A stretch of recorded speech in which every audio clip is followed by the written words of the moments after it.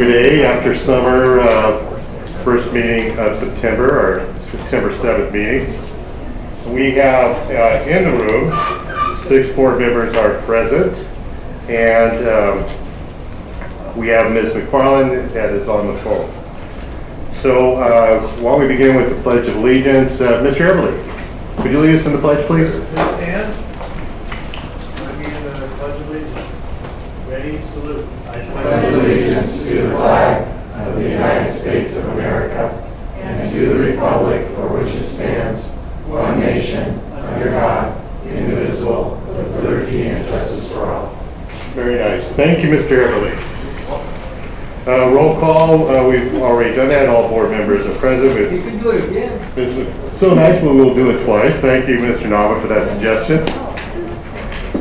Also, as we pointed out, that summer rules apply. Since it's over 95 degrees out there, gentlemen, coats and ties are not required for any of our individuals here tonight.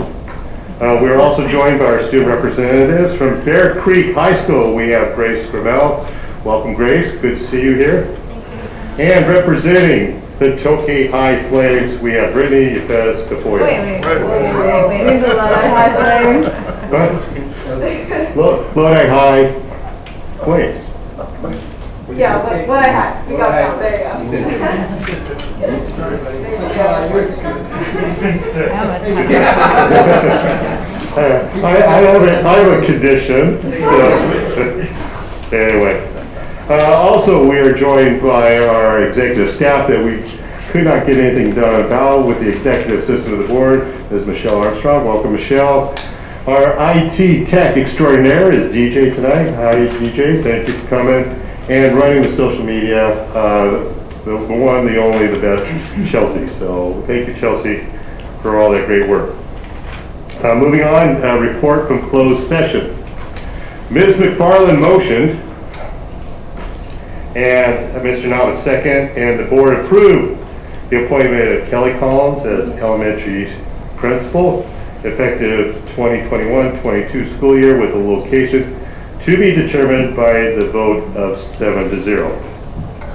Also, in student matters and placement of non-public school students, Ms. McFarland motioned and Mr. Porter second, and the board approved the placement of 2020-2021 non-public school student number 22 by the vote of 7-0. Also, in student matters, Ms. McFarland motioned and Mr. Knack said second, and the board approved the placement of 2020-2021 non-public school student renewals numbers 2 through 6, 8, 11 through 14, 16, 20, 24 through 29, 32 through 37, 39 through 42, 48, 49, 52 through 58, 60 through 63, 66 through 69, 72 through 75, 81, 85, 86, 88, 92, 94 through 96, and 98 by the vote of 7-0.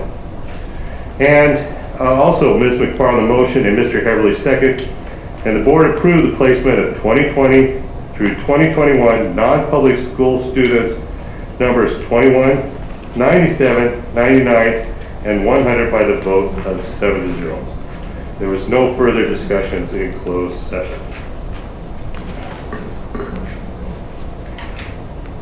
Moving on, we have our public hearing, and we declare the public hearing on sufficiency of instructional materials to be open. Dr. Solly.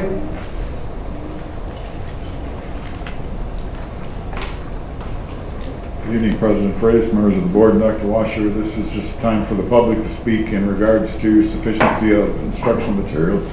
And next week we will bring a resolution stating that we have been visited by the county office, as we have been annually, and they have found us without any insufficient needs. We haven't failed to meet any needs. Thank you, Dr. Solly. Comments from the board? Comments from the public? Ms. Oregon.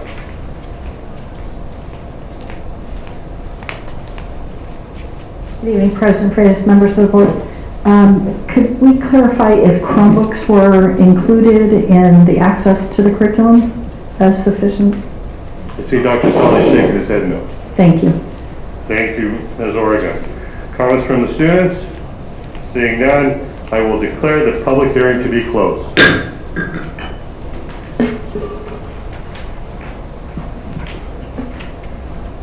On tonight's agenda, we have a spotlight, and that's the introduction of new school site administrators. And Dr. Washer. Thank you, Mr. President, members of the board. Scott McGregor is going to come up and introduce one of our new school site administrators. Good evening.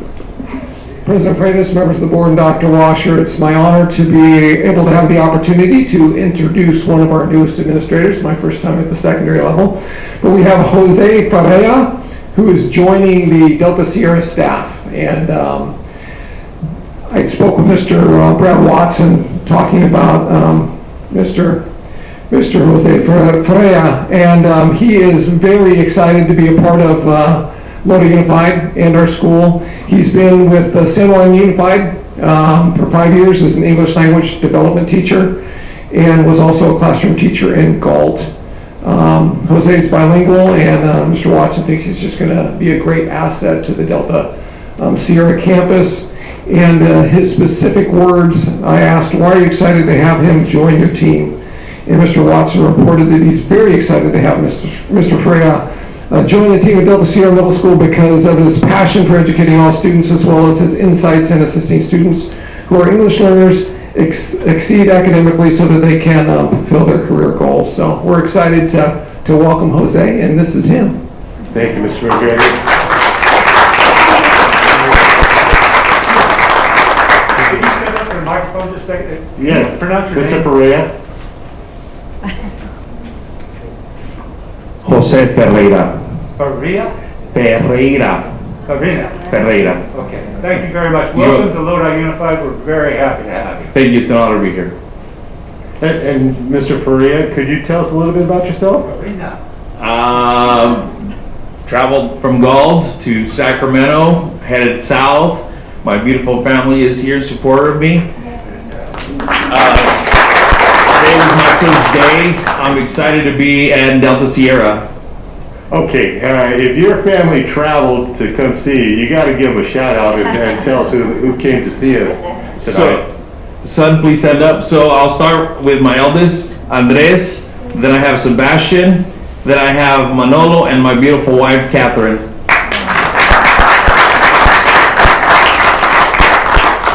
And you've now been on the job for 3 weeks? 4? This is my day one. Very excited. No honeymoon. I was initiated today, so I'm glad to be here. All right. Yeah.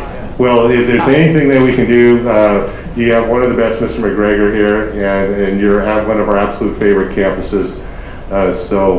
And we are a board that our goal has always been to attract talent, give them the skills that they need, and let them do their job. So we're very excited to have you, and please let us know if there's anything we can ever do. And I'm sure many of the board members would like to come by and see the great job that's going on over at Delta Sierra. You're welcome to come by. I enjoy working with Maria and Mr. Watson. So Ms. Mack and Mr. Watson are a great team for me.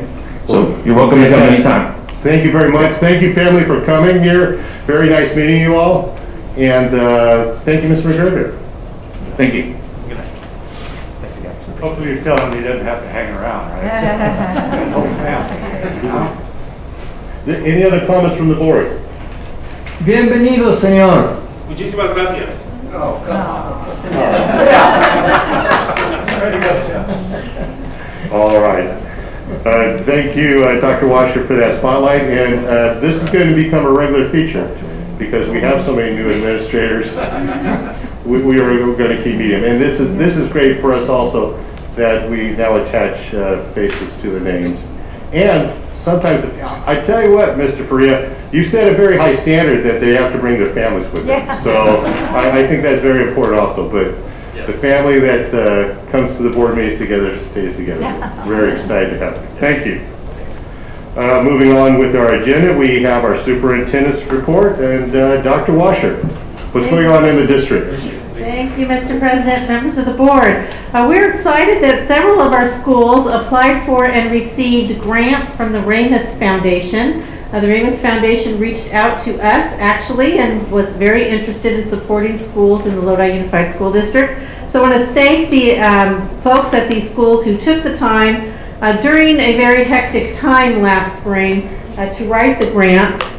Lodi Middle is receiving $20,000, Lawrence $10,000, Delta Sierra $30,000, Murata $15,000, Lockford $5,000, Park Lane $9,500, Lawrence $10,000, and Davis $5,000.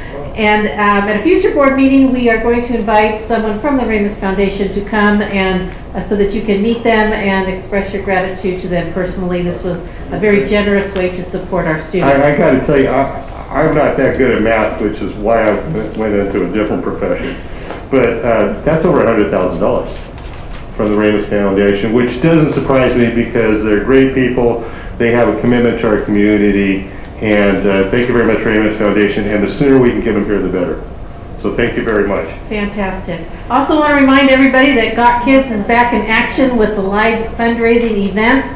The first one to kick it off is the Country Shindig, Dancing on Dynamite, October 2nd. Tickets are available. We have posters around with those little things that you scan on your phone that you can purchase your tickets. It'll be a fun night, so hopefully we'll get a good crowd to support Got Kids so we can get things back in action. And that's an outdoor event. Outdoor event. And the rumor has it that it will be the event of the year. So Until the crowd feed. Well, I guess that's next year. that's next year. Yeah.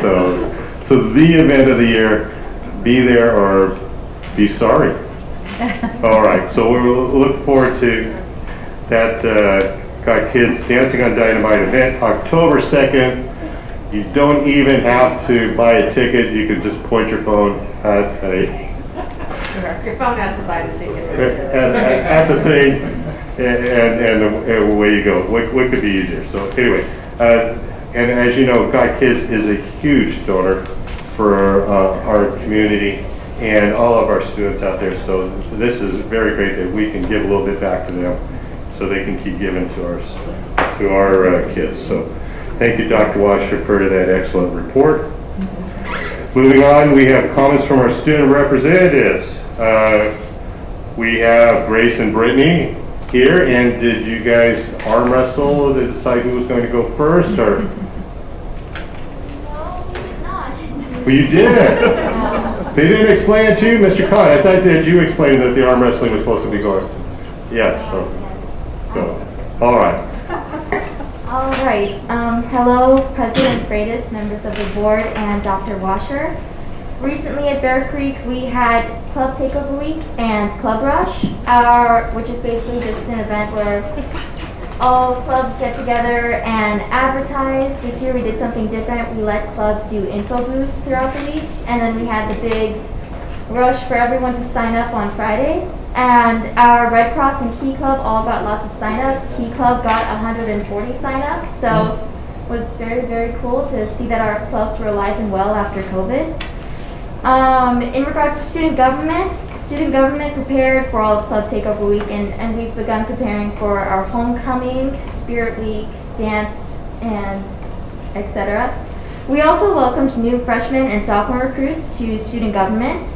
Recent performances, we had lunchtime performances from our swing club and Vietnamese club. They both performed during Club Takeover Week to encourage people to join their clubs. And co-curricular recognitions are women's tennis, women and men water polo teams, women's volleyball, football, and cross country have all begun their competitive seasons and are all doing relatively well as far as I'm aware. Our water polo is doing super well, and I hear about it all the time from fellow students.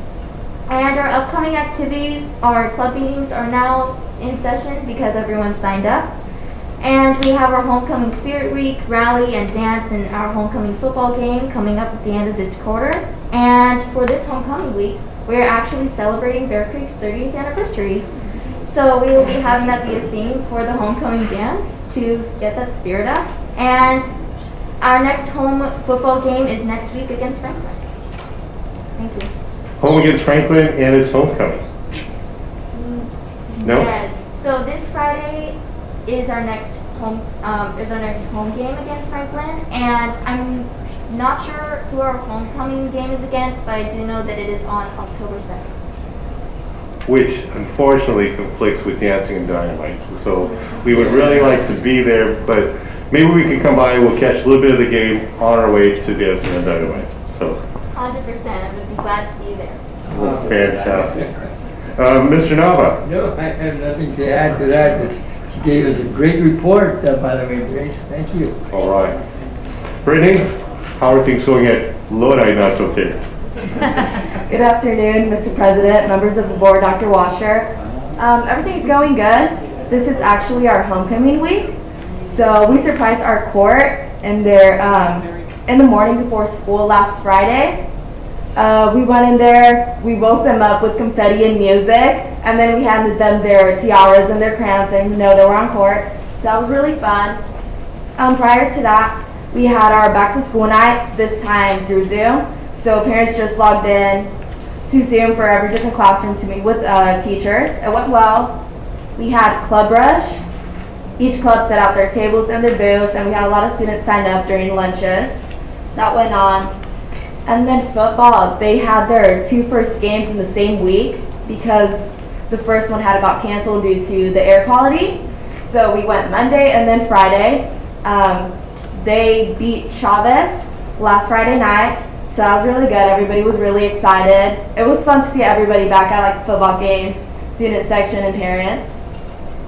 How many points did Chavez get? I want to say the score was like 7. oh, there we go. Yeah. We let him score 7 points at the end of the game. Is that about it? So just so they didn't go away feeling bad. Yeah. That was very nice. Yeah, and then we also welcomed in some freshmen into our student government class. I think that's all we have. Yeah, we're just working on our homecoming week, and then we'll be playing Valley on Friday. So we'll have our homecoming court and everybody. That'll be really fun. Thank you. Well, very nice. We were talking, I think, a little bit before the meeting, just about the difference a year makes. Maybe the two of you, Grace and Brittany, can speak to what do you see? The attitudes on campus compared to what last year was like. Well, compared to last year, of course, we only really got to witness 2 months or so of attitudes or, like overall how people acted to be back to school. And I would definitely say last year people were kind of in a rush to still have those connections with their seniors and get to say goodbye to those seniors. And now that we're back to school, it's honestly really interesting to see all of the different classes meshing together because everyone is basically new to each other except for the seniors and juniors. And even the seniors and juniors are mostly new to each other because we didn't get those 2 years where we got to get to know each other. Or not 2 years, but like a year to get to know each other. And so now it's kind of everyone just meeting everyone else. And honestly, I've just seen a lot of spirit during Club Rush and a lot of people coming together and trying to make the best of this year. And yeah, it's been really awesome. Yeah, very good. Brittany? Yeah, Mr. President, members of the board, Dr. Washer, so adding on what Grace said, yeah, everybody's excited. It's nice to be back. But we kind of got like the sophomores acting as freshmen too, as like they're all so new because they weren't here last year to have that high school experience. So it's nice that they can have that this year. And for the seniors, we're really glad that we can have like our senior year in person. And so far, all the events are going as they would usually. But yeah, I'm excited to see what the rest of the year has in store for us. Yeah. So no doubt, in person is much better than distance learning. Yeah, 100%. Good.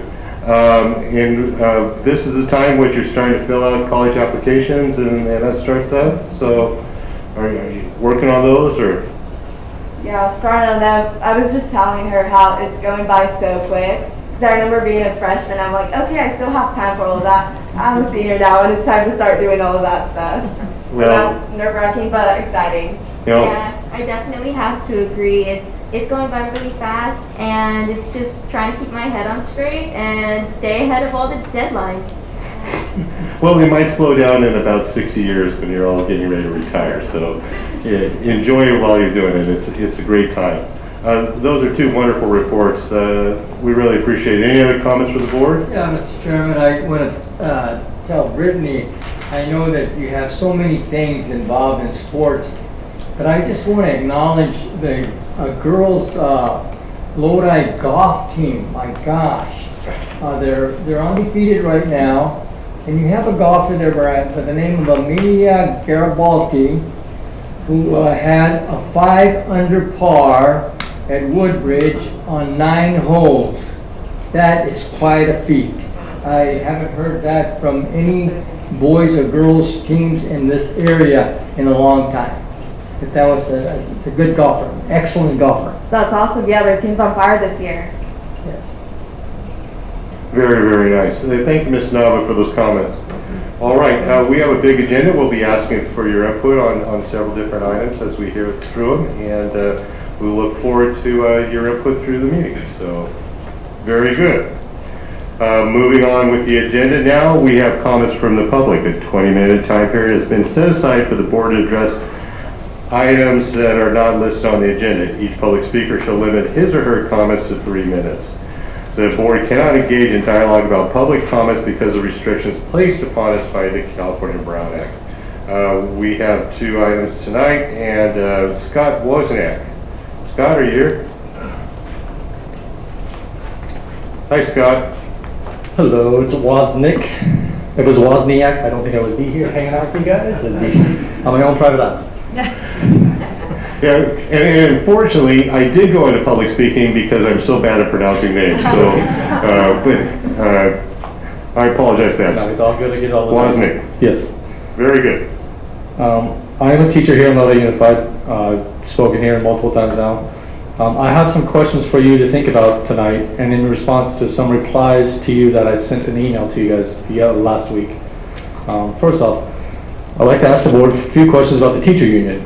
Do you know how much money was donated to Governor Newsom's anti-recall from the CTA? That was $1.8 million. Does that seem politically neutral to you? What does that tell you about the teacher union and how much they enjoy these illogical shutdowns and mandates? It must be the money. What happened soon after this donation was completed? That was more mandates for employees. Another question I would like to ask you about the teacher union is about the stats that they present to you here often. Has the union given you the number of teachers that have opted out of the union since 2018?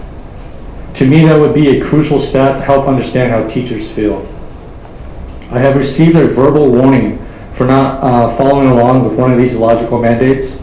The threat told to me if I continue not to comply would be eventually a 15-day non-paid leave of absence and break of service. This has nothing to do with performance-based, unlike what happened up in Thomas, which we are, I'm sure, very familiar with. So I just wanted to let you guys know, being aware of what I'm going through right now. Now to you board members, I want to thank Mr. Neely and Mr. Porter for both responding to my email that I sent to you guys last week. Mr. Neely, thank you for your service in Vietnam. I do have some questions though for you. I don't think you truly understand what for the greater good truly means. That is a socialist statement and not what this country stands for. Who gets to determine what is best, especially on this top-down, one-size-fits-all mandate approach?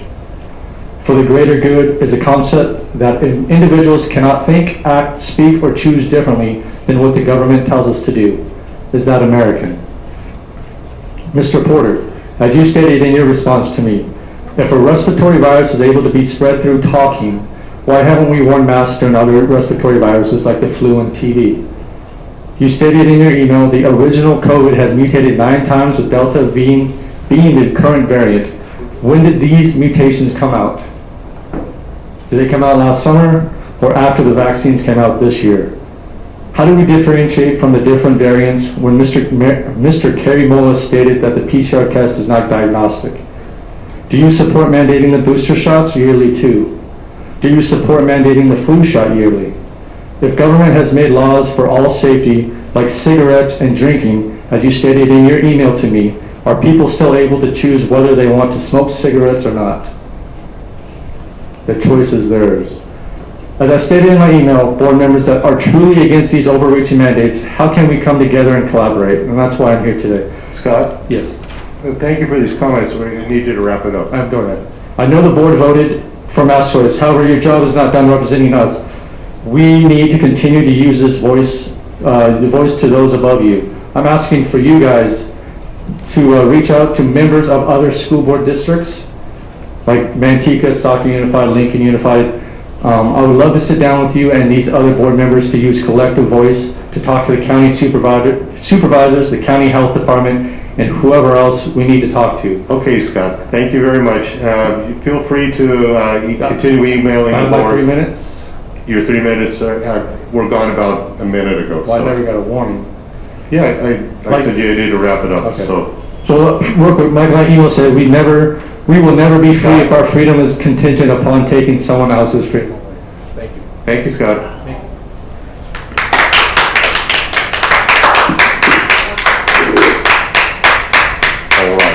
All right. Lisa Wilkins?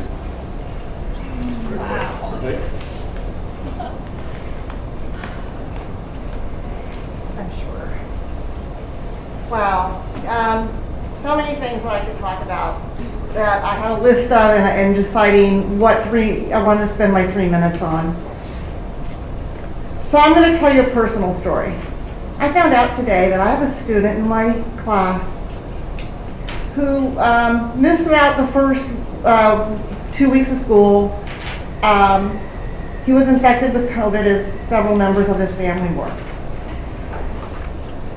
He's coming to school, he's trying, he's struggling. And I found out today that last week 2 of his siblings passed away from COVID. His mother is still being hospitalized with COVID. And this student, I'm saying he generically, he, being he, she, it could, just because I do not want to give any indication as to who this student is.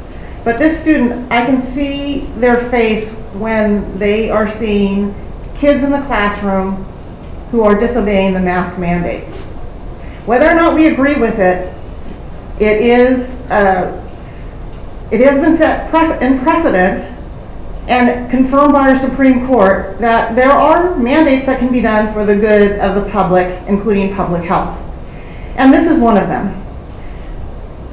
I'm just tired. I'm tired of being a mask police. I want to teach.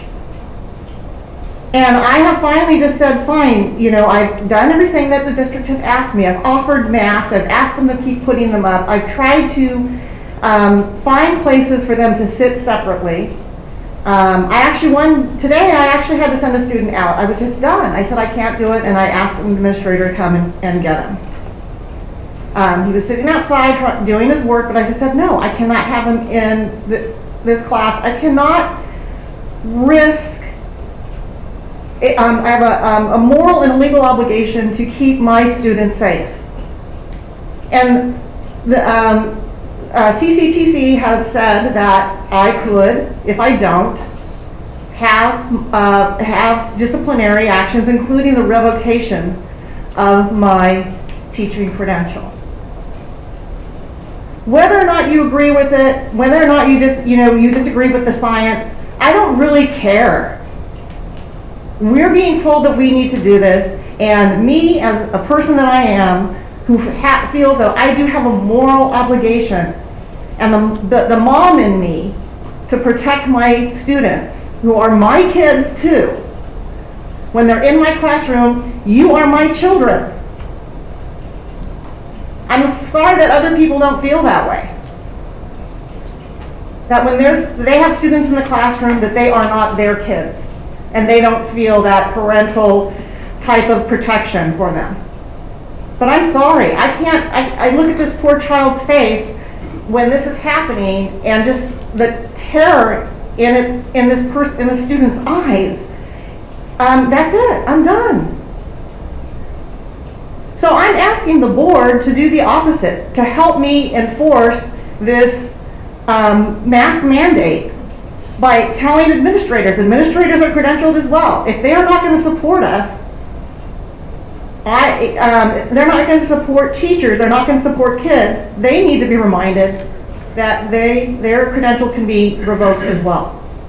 So I want to get on with it. I want COVID to be over. The only way to do that is by doing what we need to do, wearing the mask, getting everyone who's eligible vaccinated, and following just common sense guidelines. Just because I can drink doesn't mean I should go drink and drive.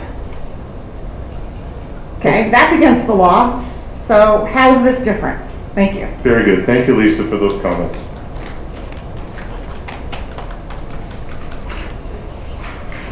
Anybody else wish to address the board before we move on with our agenda? And seeing no volunteers, moving on to consent agenda A, routine business. Do any members of the board wish to pull any items on consent agenda A? Mr. Briggs, Yes, Mr. Neely. I'd like to pull items A1, A5, and A8, and I would request that item A5 go last. Very good.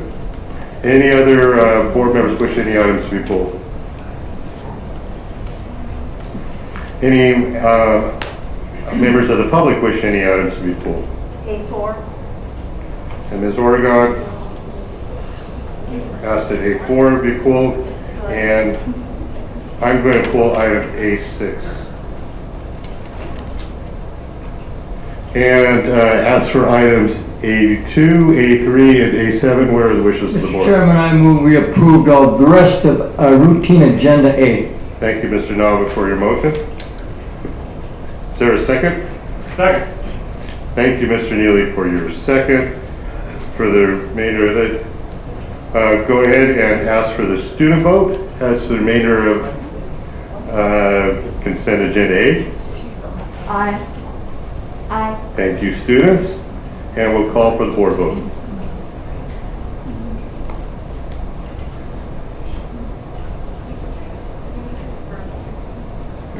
We're all right. Ms. Garland is on the phone. She's on the phone. Is she logged in? Is she? She is not logged in. So we will go ahead and take a verbal vote. So through the line, Mr. Neely? Aye. Mr. Nava? Aye. Mr. Heberly? Aye. Mr. Knexted? Aye. Vice President of the Board, Ms. McFarland? Aye. Mr. Porter? Aye. And I vote aye, so remainder of consent agenda A passes 7-0. Item A1, contracts list, Mr. Neely. Thank you, Mr. Freitas. I'm going to try to make these first two real quick. On the contract list, if you bring that up, the first item right there is on mall billing. We had to do this, when I was teaching, we had to do this. We had to fill out the mall billing reports. Is that still going on in the classrooms? Michelle, do you know? Remember, we used to have to do mall billing. We used all the different things. Are we still doing that in the classroom? Do you know, Lisa? My understanding is that it's done through the central, through Okay. the forms that they take in, such Correct. as, We used to have to I send forget it. the new term that they use for the forms, but my understanding is teachers are not completing the old form we used to do. Like we used to, okay, all right. I asked Mr. Khan about this because I'm thinking, you know, are we really getting any money out of this? We're paying them $28,500 for this agreement here. And the answer to my question is definitely we are making some money off of this. Revenue generated by mall billing was over $900,000 this year. The money we spent to collect that money was in the 200s, and we actually made about 69% on that. So it really works out well, and I applaud that. So I don't know if anybody else had questions on that, but that took care of mine. I second the motion. Anybody else got anything else on that? No, I'll move it, we approve item I A. second. Thank you, Mr. Neely, for your motion. And thank you, Mr. Nowlan, for your second. Any other comments from the board on item A1? We'll go ahead. Any comments from the public? We go to student vote. Item 8.1, contracts list. Students? Aye. Aye. Thank you, students, for that vote. And we'll go ahead and call for the board vote. Mr. Conexet? Aye. Mr. Everly? Aye. Mr. Neely? Aye. Mr. Nava? Aye. Mr. Porter? Aye. Vice President McFarland? Aye. And I vote aye. Contracts list passed 7-0. Item 8.4, non-public school service agreement with Stockton Education Center. Mr. Warren, Ms. Oregon, you had a question on this matter?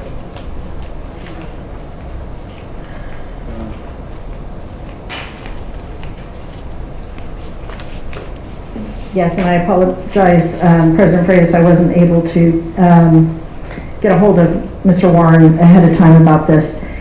This agreement, how many students does it actually reach? We see that there's a cost per student and upwards of, I believe it was 54,000? 56. 50, thank you, it's really small on my phone. We'd just like to know how many altogether it would be serving. One student. This is a non-public school. Okay, so it's, thank you. Any other questions from? Sure, comments from the board. Mr. Neely? You know, the cost of non-public schools is just absolutely astronomical. I believe right now it's infringing upon the general fund by about $40 million a year. It used to be $20 million.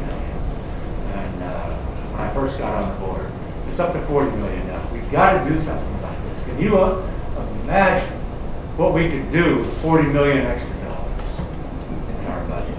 I think the thing to do is that unions, CTA, CSEA, CSBA, we've all got to work together to get legislation to have the state pay for this kind of thing. And the money that we get per student in general fund actually goes to those students. So I'm going to be talking and pushing that on CSBA. I hope that everyone else will bring that up as well. That's all I've got. Thank you. Mr. Chairman, I move we approve item A4. Thank you, Mr. Neely, for your motion. Is there a second, Mr. Nava? Thank you, Mr. Neely. Mr. Heberly, for your second. Go ahead. Student vote on non-public students school agreement. Aye. Aye. Thank you, students, for your vote, and we'll go with a voice vote.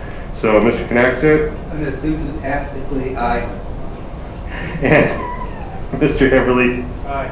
Mr. Neely, Aye. Mr. Nava, Aye. Mr. Porter, Aye. Vice President McFarland, Aye. and I vote aye.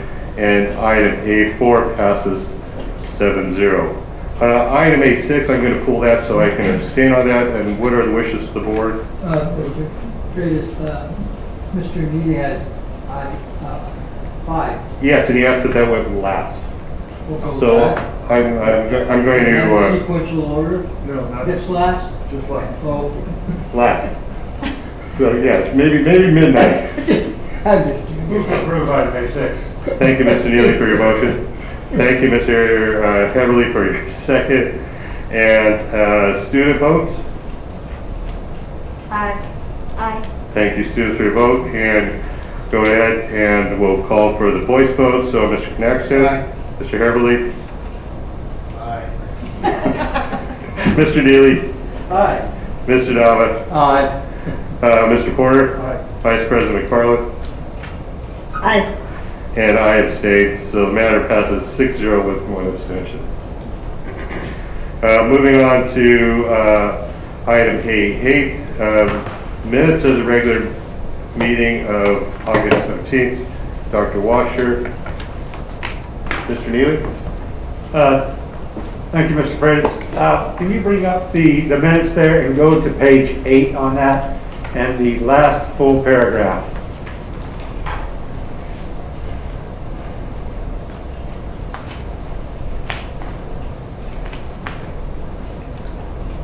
In that paragraph, it's the board advisory committees, and I was reporting out on the meetings that we had with two of our legislative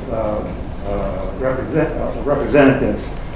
And everything in there is all good except for the last line that starts over there, starts support, right after enrollment.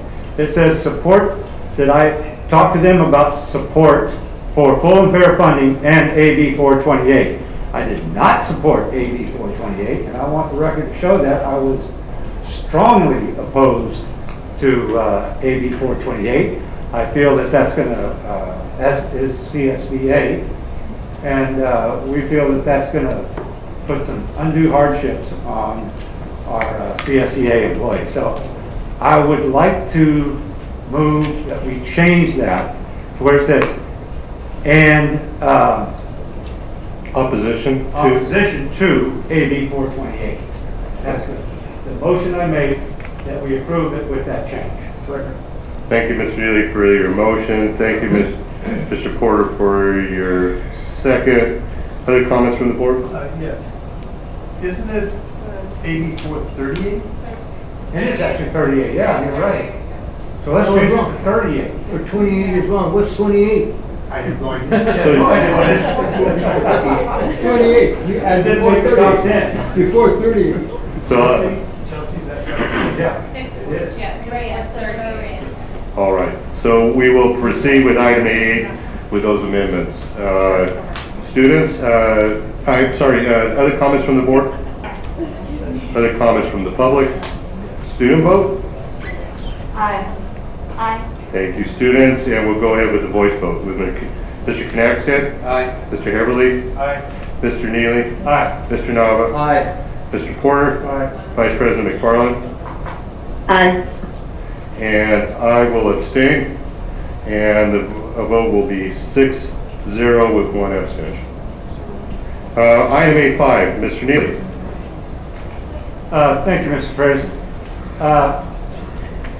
I don't believe that things of this importance should be put in the consent agenda.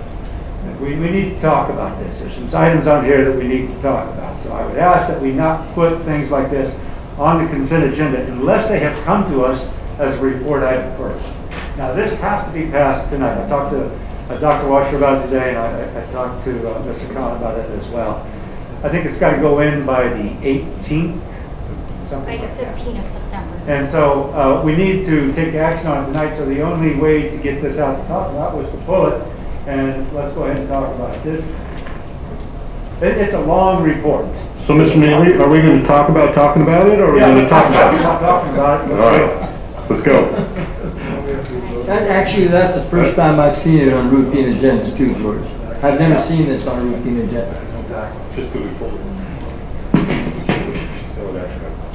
Thank you, President Freitas, members of the board, Dr. Washer. Before we begin, I'd like to just offer a special note of thanks to Senior Director and Controller Juarez and her team. These have been immense years. The board knows it's already a $500 million enterprise annually.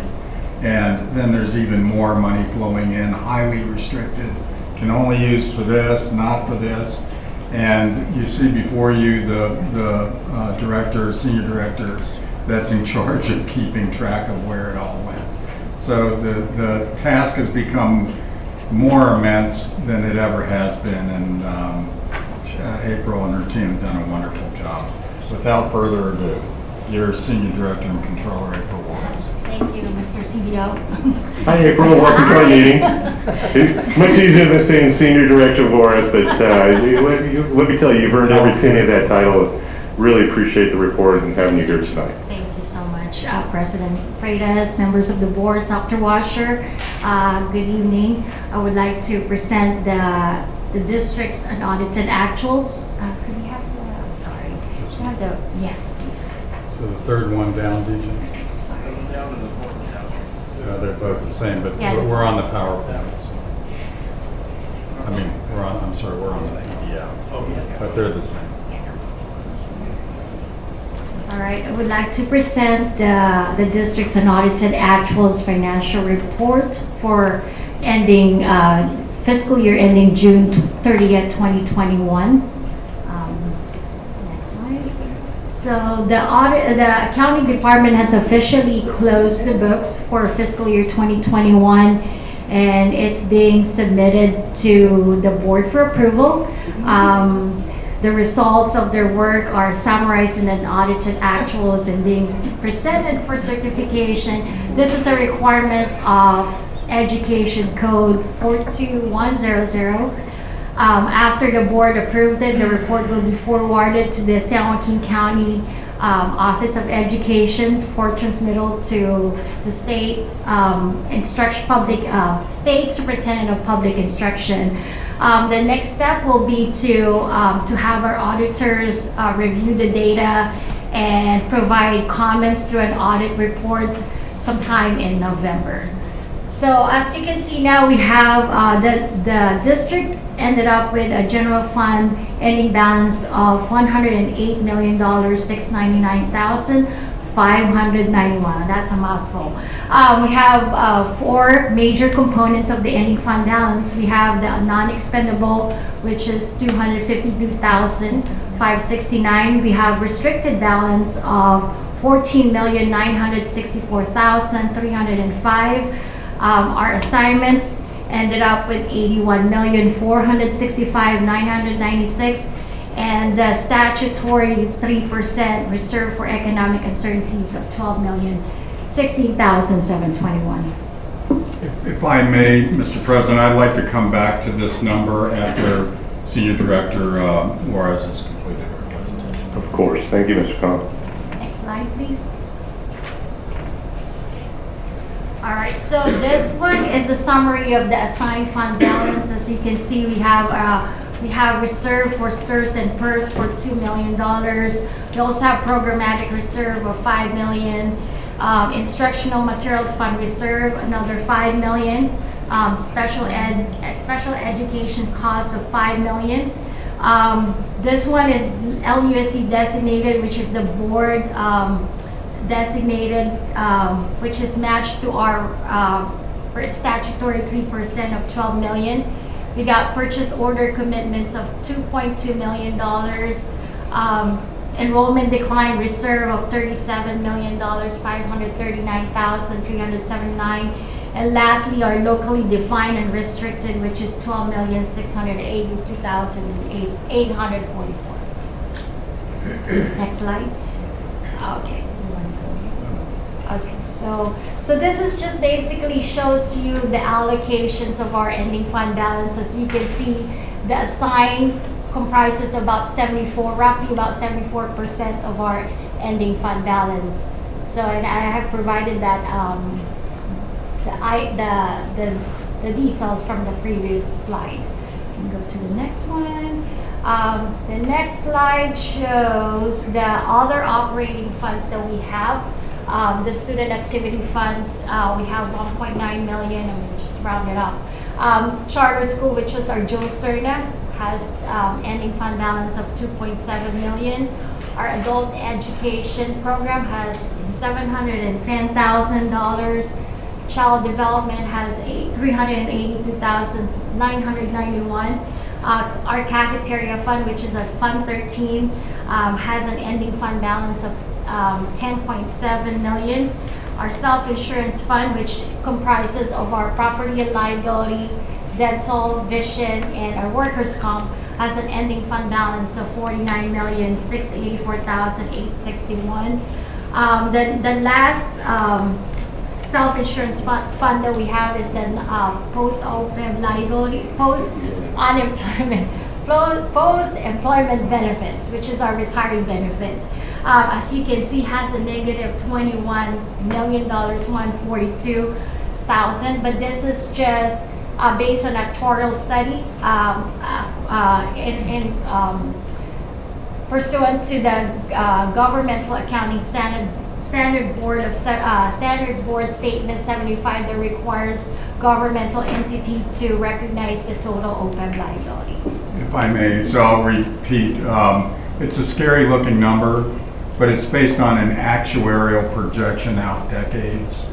No one really knows whether or not it's going to be this negative. Just so the board superintendent know, business is very comfortable with this position as it stands right now. Okay, next slide. And This one shows our 4 major construction funds, which is, as you know, we have the Measure L that has ending fund balance of $14 million. Measure U, which we just issued one this July. So as of June 30th, we have an ending fund balance of $65.4 million. Capital Facilities Fund has $24 million, 233,612. And lastly, our special reserves for capital outlay has an ending fund balance of $28.9 million. So Senior Director Juarez is not only the person that keeps track of where your money is spent, she also raises the money for you. She did sell another 91 million bonds early July. That 91 million is not in these numbers. I have a quick question while we're on the slide. When you say special reserve for capital outlays, where's that money coming from? That's your Fund 40. So that can come from grants, but generally speaking, it's usually Euro 1, your general fund. Thank you. And lastly, our debt service funds. These funds are used to pay our long-term liabilities. Bond interest redemption fund has $33.5 million, which is used to pay our general obligation funds. And the debt service fund has $13.1 million to pay our certificate of participation. If you scroll down a little bit, you'll see the district's total long-term liabilities of $301 million, 132,237. And I'll remind the board, also Superintendent as well, your debt service fund is your Fund 56. This money covers all of your obligations as they exist right now. So you are fully funded to pay off that debt. The bond interest and redemption fund is Fund 51. The board has no control over that fund at all. San Joaquin County Treasurer controls that fund for us. They tax the homeowners for the bonds, and they pay the bond certificates directly to the bank holding companies. That concludes the presentation. We'll be happy to answer any questions. Well, Mr. President, may I go back to? So I wanted to just embellish a little on, DJ, I'm on slide 3. You know what? It says the same thing on slide 5, doesn't it? And it's got the nice pie graph that really helps illustrate it. But I need to go back to 3 of. Okay. So I'll make it quick. So this is a big number. Last year we ended at 93 million and some change. This year 108 and some change. I'd like to thank Director Andrus, your Director 3 of Budgets. We have spoken often and always about carryover money. So an unaudited actual counts what you spent in a single year. And if money is budgeted to be spent but doesn't get spent, it ends up in ending fund balance on the unaudited actuals only. So we have, again, discussed this in SBAC and in open session with board several times. If we go to slide, well, let's stay on this slide. The restricted ending fund balance, can you go to back to 3? 3 of 8. This is 3. It says 2, but it's 3. Can we go up one? Yeah. So that almost 15 million for restricted, that's restricted carryover. In all likelihood is a use it or lose it money source, must be spent at first interim, or actually pretty much now, that money is going back into budget. It is not a true reserve. So let's call that 15 million. Deej, if we go to the next slide, slide 4 of 8 on my PDF, the one above this. The general fund? The one just above this. Yeah. So you've got 2.2 million in purchase order commitments.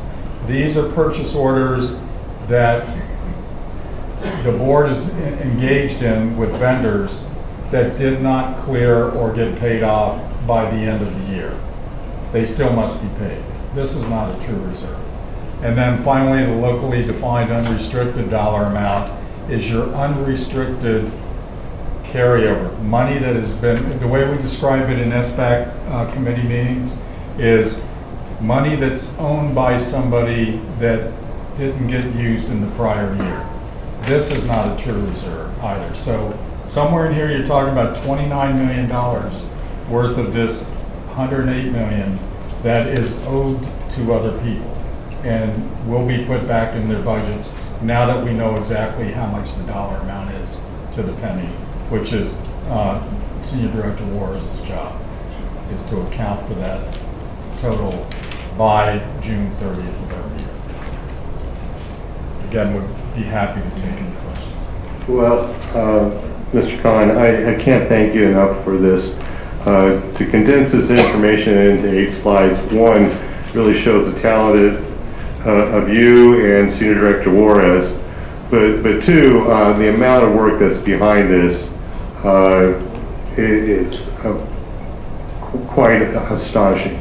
So we appreciate this information. I'm sure the board has a whole bunch of questions, and like Mr. Neely said, this is very, very important to us and the financial stability. So thank you, thank you, Senior Director Warres.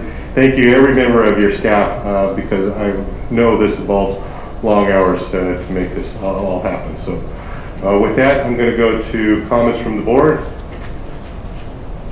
I have no comments for. The only comment, I'm sorry, Gary. The only comment I have is great job, April. Dr. Khan, you guys are doing a great job. It's all clear, transparent, so I'm happy. Thank you, Mr. Nava. Yeah, Mr. Natson? I just want to say, I'm glad you're working for us and taking care of this, because this is a pain.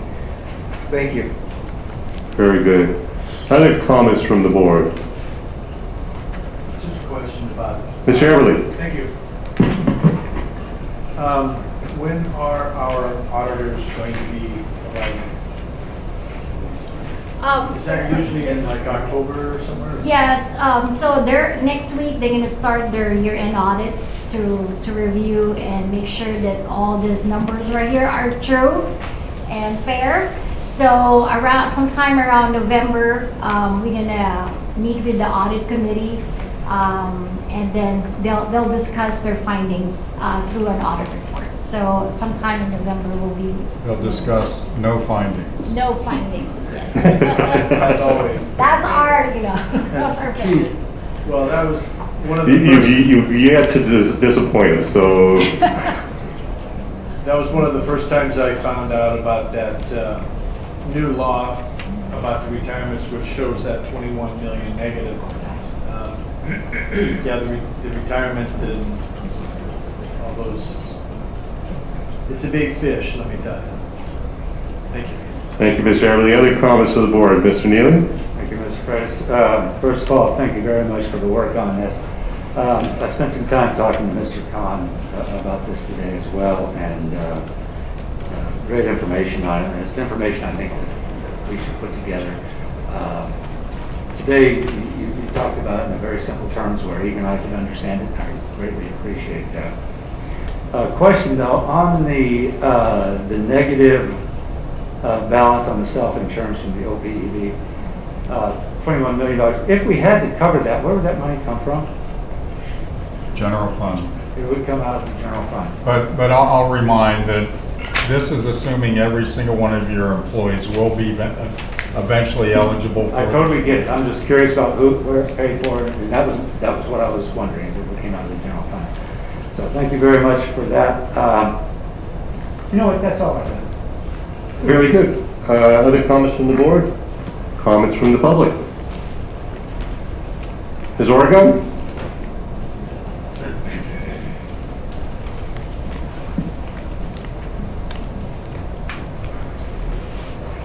Well, President Freitas, thank you, April and Mr. Khan, especially for also engaging in the SBAC meetings that we've had on some of these categories.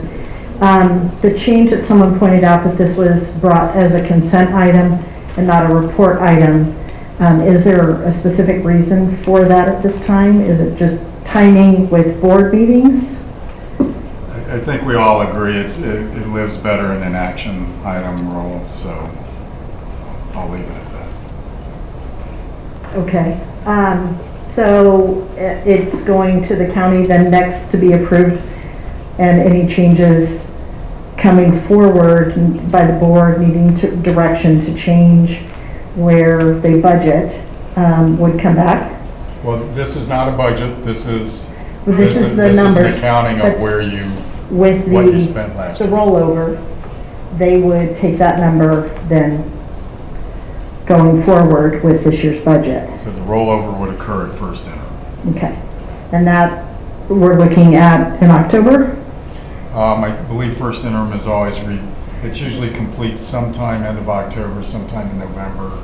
It's usually first board meeting of December that gets presented. Okay. So just looking for time frame because this usually is a report item first before we talk about it. So thank you.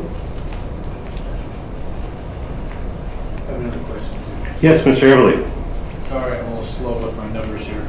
I was kind of curious about the construction funds, and this, whereas you had mentioned that we sold another grouping of bonds, and you said it was right around 91 million? 91. So if I take the 91 added to the 65 million, that's what we have left in Measure U.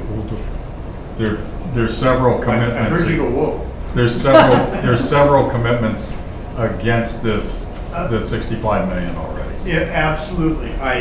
Yes. And a lot of the projects, that first round are huge projects. So, yes. And winding up, thankfully. Yeah. Yeah. Okay, that clarifies it. Thank you so much. Very good. Mr. Chairman, I move we approve item A5. Mr. Nova, thank you for your motion, and Mr. Neely, thank you for your second. Student vote? Aye. Aye. Thank you, students, for your vote. We'll go ahead with a voice vote. Mr. Knaxet? Aye. Mr. Heberly? Aye. Mr. Neely? Aye. Mr. Nava? Aye. Mr. Porter? Aye. Vice President McFarland? Aye. And I vote aye.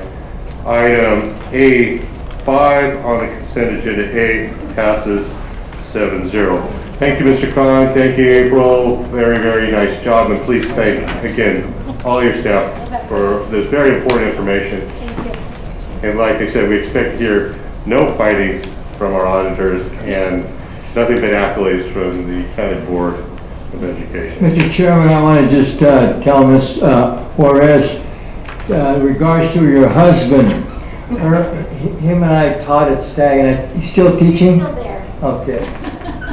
I'll be darned. You didn't coach him? So. No, he's a soccer coach. I see. So he either been coach or coach with Mr. Donovan. That's a very large group. Oh, wow. On other action items, consent agenda B, we have student discipline cases. Chairman, I move we approve consent agenda B, student discipline cases. Thank you, Mr. Down, for your motion. Thank you, Mr. Knaxton, for your second. Students do not vote on student discipline cases. Any other comments from the board? Comments from the public? Go ahead with the voice vote. Mr. Knaxton? Aye. Mr. Everly? Aye. Mr. Neely? Aye. Mr. Nava? Aye. Clerk of the board, Mr. Porter? Aye. Vice President McFarland? Aye. And I vote aye. Consent agenda B passes 7-0. Other action items. We have item OAI1, Ray Truancy Dropout Prevention System. Mr. McGregor. Good evening. Thank you, Mr. Freitas, members of the board, Dr. Washer. The Robbery Truancy Dropout Prevention System is a system or a platform that provides school districts essentially best practices for preventing chronic absenteeism and non-participation in students. At this time, could you open the PowerPoint, please?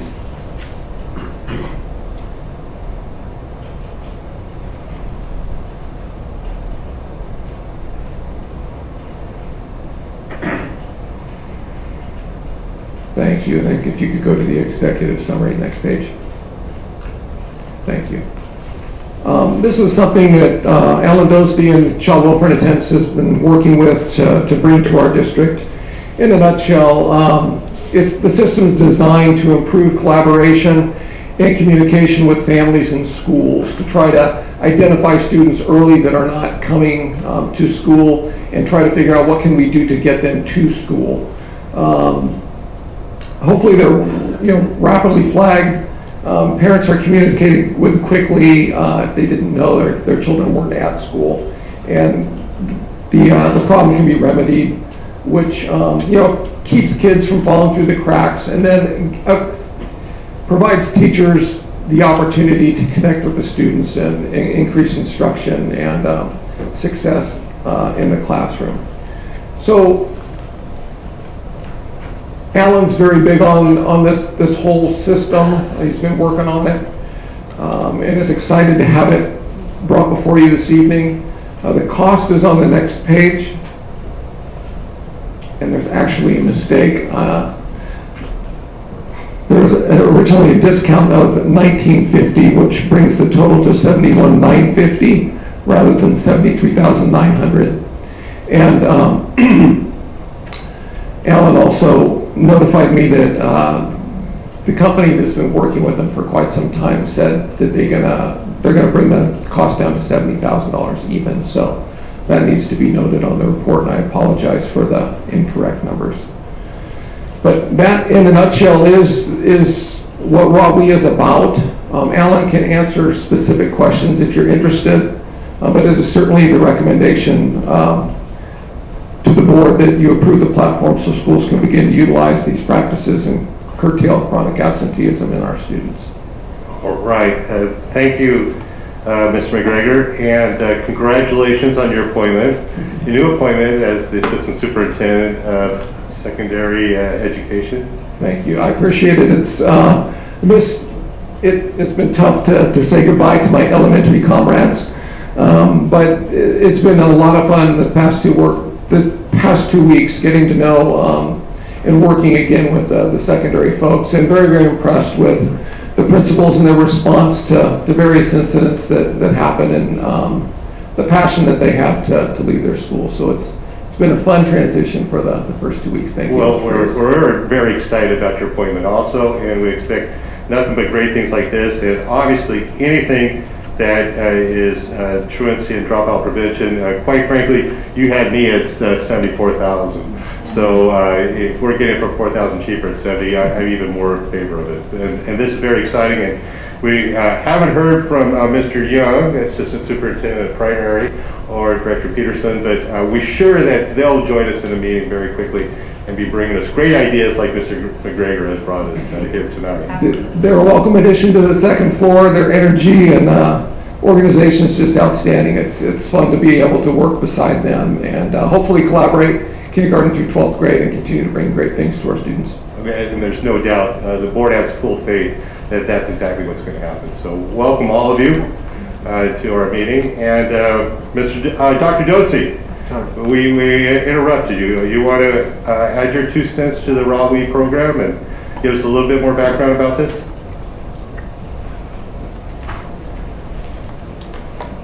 Good evening, President Freitas, members of the board, Dr. Washer. I am extremely excited about this program. This has been an ongoing conversation for the last 3 or 4 years with Randy Graham and their organization. This is one of the fastest truancy dropout prevention and student support systems that are growing nationwide. They currently are in 40 districts.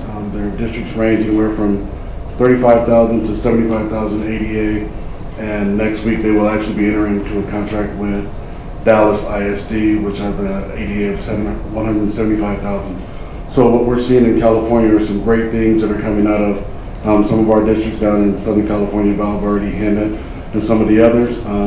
And my goal is for us to continue to work to decrease our chronic absenteeism, increase ADA so that, and we have more funds so we can use, create more interventions for students, let's just say that. But this program will also allow CWA, student attendance advisors, more opportunity to be hands-on, which is what we really need. And this is our early intervention that will give us the information that we need to address those concerns that we have and remove some of those roadblocks for our students as early as possible.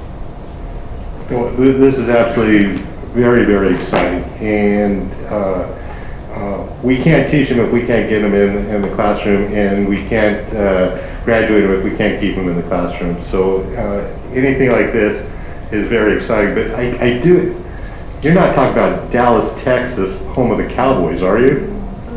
That would be Dallas ISD. Oh, okay. Sherman. I am a Cowboy fan, so you can. I know this, so I didn't think there was a coincidence that this happened. That was just coincidental. Now, we may have to go on a road trip and just check this out over there. Not a problem, anytime. Well, all right. In spite of that, this is very, very exciting, and we're very excited to see this get brought to us. So, other comments from the board? Yeah, I have a question, Alan. It says on this executive summary, decreases opportunity for students to fall through the cracks. Yes, sir. Okay, are these the students that are identifying when they come as freshmen and they're all got failing grades? Is this included? Are those students included on this? It's K-12. It's not a specific grade level as far as which particular students. The program is to identify early any of those students who are having those challenges. I understand that very well. But most of the expulsions that we get are in the high school, secondary. And that's important to me, that these students that are falling through the cracks, which I mean they're failing their first semester or first quarter, we identify those right away, because if we identify those, we can solve a lot of problems with expulsions, dropouts, all those kinds of things. And it's very important to me. I know we harp on these things and think about all these. When do we get a hold of these people? And if this is a great program, it's great. Now, my next question is, can you come back and let us know the success in what it's going to take about a year? Yes, sir. Okay. And the goal for this program is to work hand in hand with our MTSS program to provide as much support for our students across the board. Thank you. Very good. Any comments from the board, Mr. Porter? Dr. Doxey? Yes, sir. I just have a quick question, just out of curiosity. Where do you see, at what level, the greatest level of chronic absenteeism? Kindergarten. Really? Believe it or not, it's kindergarten, 8th grade, and 10th grade. I have to tell you, I'm shocked that kindergarten would be our area. A lot of it's kindergarten because kids don't want to leave their parents, and parents don't let their kids go. It's also not mandated until age 6. And then you said, what was the other levels, I'm sorry? 8th grade and 10th grade. 8th grade and 10th grade. So, okay, so this would target all kids. Yes. And then, of course, any type of early intervention, we could plug the gap. Exactly. And That's true. then, as I've seen, kids that are there always do better. So I really like this. I think it's great. Didn't know it wasn't mandatory. My mom made me go. So but thank you very much. I like this, and I think it'd be a good, welcome addition to what we need to do to help kids. Thank you, Mr. Porter. Other comments from the board? Mr. Heverly? Thank you. I have a couple of questions, and don't read anything into it. I do support this, okay? I don't quite get operationally, who is the one that enters this into the system so that the system can flag a child? The system is, this program works hand in hand with ARES, so our data is uploaded, and they work hand in hand to distribute and administer the red flags and early warning signs for us. So we're not adding another layer of work? No, not at all. We're actually taking some work away. That gives us the opportunity for my staff and advisors to do a little bit more hands-on work with both the parents and students and staff at our school sites. That's the kind of operational answer I like. because people are overloaded as it is, and unfortunately, like Mr. Nob said, that's how some of the kids get slipped through the cracks. It's just so much to do that we need automatic reminders that here's a child that does have a chronic absence. And one thing that wasn't mentioned is that when the child does come to school, we do collect ADA from that. That is correct. So this might end up costing quite a bit less than what it does. I agree. So what timeline, this is my next question, is what timeline do you see this to be operational? As soon as the board approves the program, then I will work with Rahway and their program and begin having staff trained as early as October break. Okay. And that's it. Thank you. I think Mr. Everly brings up a great point, that every 100 kids that we get back on our enrollment, right, Mr. Khan, works out to $1 million per year? Every 100, more. Yeah.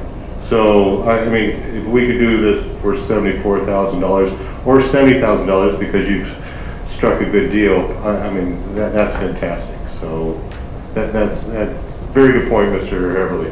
Mr. Neely? Thank you, Mr. Freitas. Well, my questions have been covered by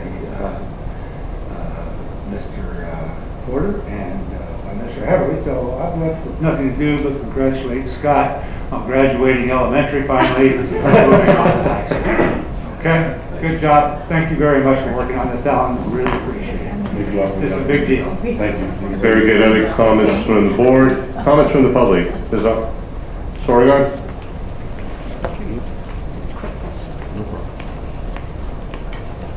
Thank you, President Freitas.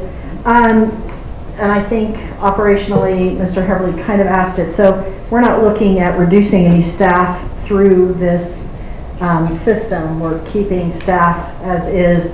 The load that they will do is just going to be less. So we're not looking at less CWA or attendance. Thank you. That's my question. Very good. Thank you. Where is this company based out of? Dallas. Oh, I got stuck nice on through the heart. I got stuck on the Dallas-Fort Worth tarmac for 3 hours during a thunderstorm one time. Hi, Lisa. Okay, so President Freitas, members of the board, Dr. Washer. So my question is, can you just, I'm a very kind of like step-by-step logical person. So it talks about putting out letters. But if I have a student who's chronically absent and I I ask my attendance clerk, hey, what's going on with, so-and-so? What is this going to help my attendance clerk and me to know about this student? So it talks about letters going out, but if I know the parents of my students who are chronically absent, that's going to go into the round file. So, can you walk me through about what really kind of happens? I would really appreciate that. So the truancy process itself, whether it is with this program or without this program, every student goes through a process that's mandated by the state. And every 3 unexcused absences or tardies of 30 minutes or greater, or a combination thereof, targets the system to automatically begin to distribute that letter. Now, once that first letter goes out, it's your first letter in the process, it's a warning. Then your second letter, if we get to that point, the second letter goes out. At that point, with this program, we'll already be reaching out to parents once before that. When that first letter goes out, that gives us that flag automatically, whereas we would have had to wait till letter 2 because of a 10-day process. Now we don't have to wait that time. We're already steps ahead with this particular program. We can start reaching out with parents, with school, with their administrators, home visits and things of that nature. So it gives us the opportunity to react and respond and put those interventions in earlier, whereas we would have had to wait. It's a waiting game when it comes to the process and the distribution of letters. Very good. Thank you, Dr. Dosey. Grace, Brittany, you're in school. Do you think something like this would be helpful to students? I was listening to it all and I do agree. I think it's a really good idea. Because sometimes, I also think it's a lot of parent involvement because it's not just the student like, okay, I'm a ditch school, you know? Sometimes it's coming from their parents. So once I said like after that first letter and then the second letter, I think, and then they said they get in contact with the parents. I think that's gonna help because the parents, they're gonna then be like, okay, well, we got a call, so now you have to go to school. And just being in school, that helps a lot with grades because when you're absent, even if you get work later on, it's just not the same as when you were there learning it or getting the help from teachers or your peers. So I think it's a really good idea. It's gonna go very well. Very nice. Grace? Yes, I agree. I definitely think that reaching out to the parents and having an intervention program in place will really help identify why the student is absent or missing class in the first place, what the reasons for that may be, whether that's mental health, whether that's teenage rebellion, whatever it happens to be, it can be addressed and it can be helped to see why school is important and why attending school is important and how you gain more out of the school experience and out of your education by being an active participant. So yes. Those are great comments, and I think you bring up great points that if we can identify the individuals that need the help, the students need the help, especially at kindergarten at this early age, and give them the tools to succeed, and we could do it for this nominal price. I mean, this is a win-win-win all the way around. So, what are the wishes of the board? Mr. Chairman, I move that we approve OAI-1. Thank you, Mr. Nam, for your motion. Second. Thank you, Mr. Neely, for your second. Student vote. Aye. Thank you, students, for that vote. And we'll go ahead with the voice vote. Mr. Connection? Aye. Mr. Heberly? Aye. Mr. Neely? Aye. Mr. Nava? Aye. Clerk of the board, Mr. Porter? Aye. Vice President McFarland? Aye. And I will vote aye. And 7-0, item OAI-1 passes. Congratulations, Mr. McGregor. Great idea. Thank you, Dr. Dodsey. And be sure at a future meeting, let us know how it's going or if you need anything that we can help make this work. So much appreciated. Thank you.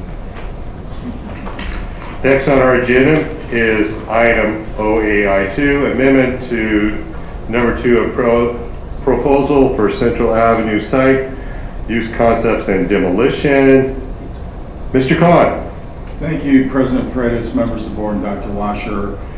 Before the board is an amendment to SVA Architects contract to design the demolition of the White House building on the 19 South Central Avenue property.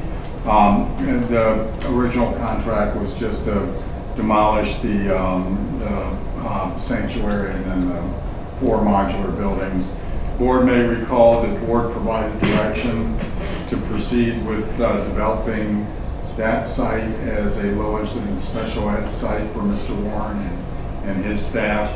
And this does not engage the board in any demolition whatsoever, only the design of the demolition. I'd be happy to answer. Thank you, Mr. Khan. Comments from the board? Mr. Neely. Thank you, Mr. President. Has the contract for demolition been let yet? No, sir. Okay. This is just design. This is just, I'm going to propose something here I think that needs to be talked about. I think that we can put that existing building to a better use. And I'd like for us to take some time. I think it's about time we relook at a lot of things. We need to relook at our master plan. We haven't, we did that 5 years ago, I think it was, or more. And it's time we take another look at that, which would include this site and the use of this site. And also we need to do a staffing review too. a lot of positions that we have that are vacant. So I think those are two things that need to go on the agenda. As far as this site goes, I'd like to see us put it to a different use, which may include that building. I don't know. I mean, I can't vote for this right now because I still feel that we can do something else with this site. One of the things I'd like to see it used as, without having to tear everything down and the cost of rebuilding a separate site, would be a community center that would help our families of poverty. And we're looking at about 70% of our population with that. I'd like to see us be able to bring the resources in to our parents, such as food stamps, medical assistance, housing assistance, education assistance, and counseling for those families that live in a tough situation. And Mr. Freitas, your DA office has a great system to help those families, but they're located in downtown Stockton. They can't get out here. That our people don't even know to ask for it. So we need something there and somebody in charge of it to bring things in. We could, the Teen Center, 180 could come in there for after-school programs. There's a lot of things that we could do with this that would not require the complete renovation up to the standards of a school. Isn't that correct, Mr. Khan? DSA standards are the most stringent. They are the most stringent. If you're going to have an actual class in there. Correct. A K-12 comprehensive. Right. So if you don't have an actual K-12 class, then you can use a lot of the existing structures. Isn't that correct? The 4 modular buildings, I'd say yes. The sanctuary, sanctuary is a non-compliant building. Of any kind? ADA, the elevator doesn't operate anymore. And then, of course, the White House is really in pretty bad shape. Can we just sell that White House off? The land that's on it, separate it and sell it off? That would be at the board's discretion. It would require a 7-Eleven commission and a whole process. Yeah. Absolutely. You may have to parcel the property to do so. Yeah. But it's probable, I don't know, possible, absolutely. All right. Anyway, I think we really need to look at that aspect of it. I'm going to talk a little bit more about it in my non-agenda comments. I can't support this. I think that we need to better define what we're going to do. That's all I've got. Thank you. Just some clarifying questions. We were on this path because of board direction, is that correct? I believe so. Yes, sir. Well, that was kind of a wishy-washy. Yes, sir. We're on this path. Okay. Because of board direction. And so I guess, Mr. Dilly, what you're suggesting is that you would like to change the board direction and look at another alternative now? Yes, I'd like for us to relook at it, and I think, like I say, it's time that we relook at a lot of things. A lot has changed in 5 years, and maybe we need to reevaluate our direction and maybe reset. And if I understand correctly, Mr. Khan, the bulk of the property, though, there's no alternative but to demolish it or leave it as a fire truck. I would say that's definitely true of the sanctuary and the house. The 4 modulars, they're structurally sound, they just will not pass TSA. So we can't use them for classrooms, but we could be using them for office space or... We currently store the board's K-6 music program in those offices. I see. All right. Very good. Thank you, Mr. Khan, for those answers. Other comments from the board? Mr. Everly? Thank you. Knowing the sanctuary building pretty well for years, I think demolition is the best course for that building. There are so many different levels and it is so far off of ADA compliant, it's crazy. And I just don't believe that it is a good building to have students in for a variety of reasons. And this particular item that's before us is a standalone. Do we demolish the white building, yes or no? And is that how you see it? I wouldn't view it as that, Mr. Everett. It's just a design contract.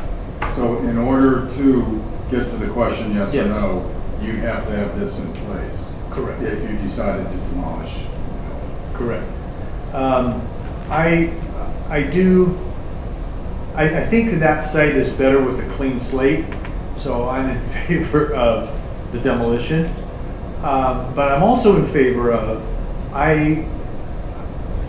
there are a lot of things that we need to look at, because within the last few years there's been a huge growth in housing projects on the west and south side of Lodi, of course Stockton too, but they're not affected by that parcel. And what we're going to end up finding is that we're going to need some space for education.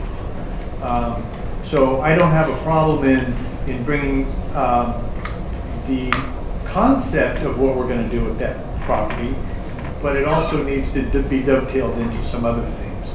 I have no problem relooking, revisiting, redirecting, whatever we need to do for our multiple properties, that we can try to move things to make room for something else. However that works, that's okay. I have no problem talking about that. But the central property, I'm all in favor of clearing the land and starting from scratch, because I'll bet dollars to donuts, whatever we decide is going to happen at that site, it's going to be, buildings need to be removed. So I am in favor of this. Thank you, Mr. Everly. Other comments from the board? One more question. Yes, Mr. Neely. I understand about the sanctuary. There's a building behind the sanctuary. The four classroom modular structure. Is that what it is? Those are the ones you're speaking of? So not the two-story building, the single stories that, for instance, the city of Lodi is using it for testing services right now. Okay. We've got the K6 music program housed there for musical instrument storage in their meetings. But, so what about the two-story buildings that are there? I think those need to go as well. That's not, they're much newer than the sanctuary, aren't they? They're pretty current with the sanctuaries. At least one of the renovations of the sanctuary. I think the sanctuary dates back to the 40s or the 50s. One renovation? That's new. That's old. Okay. Thank you. Very good. Other comments from the board? Mr. Connection? With my very limited experience with DSA, if they're looking unfavorably at this, I think it's time to cut our expenses and not just cut and run. I think we need to just go ahead and have a clean slate and get rid of the buildings that we have there. So I'm in favor of this. Other comments from the board? Comments from the public?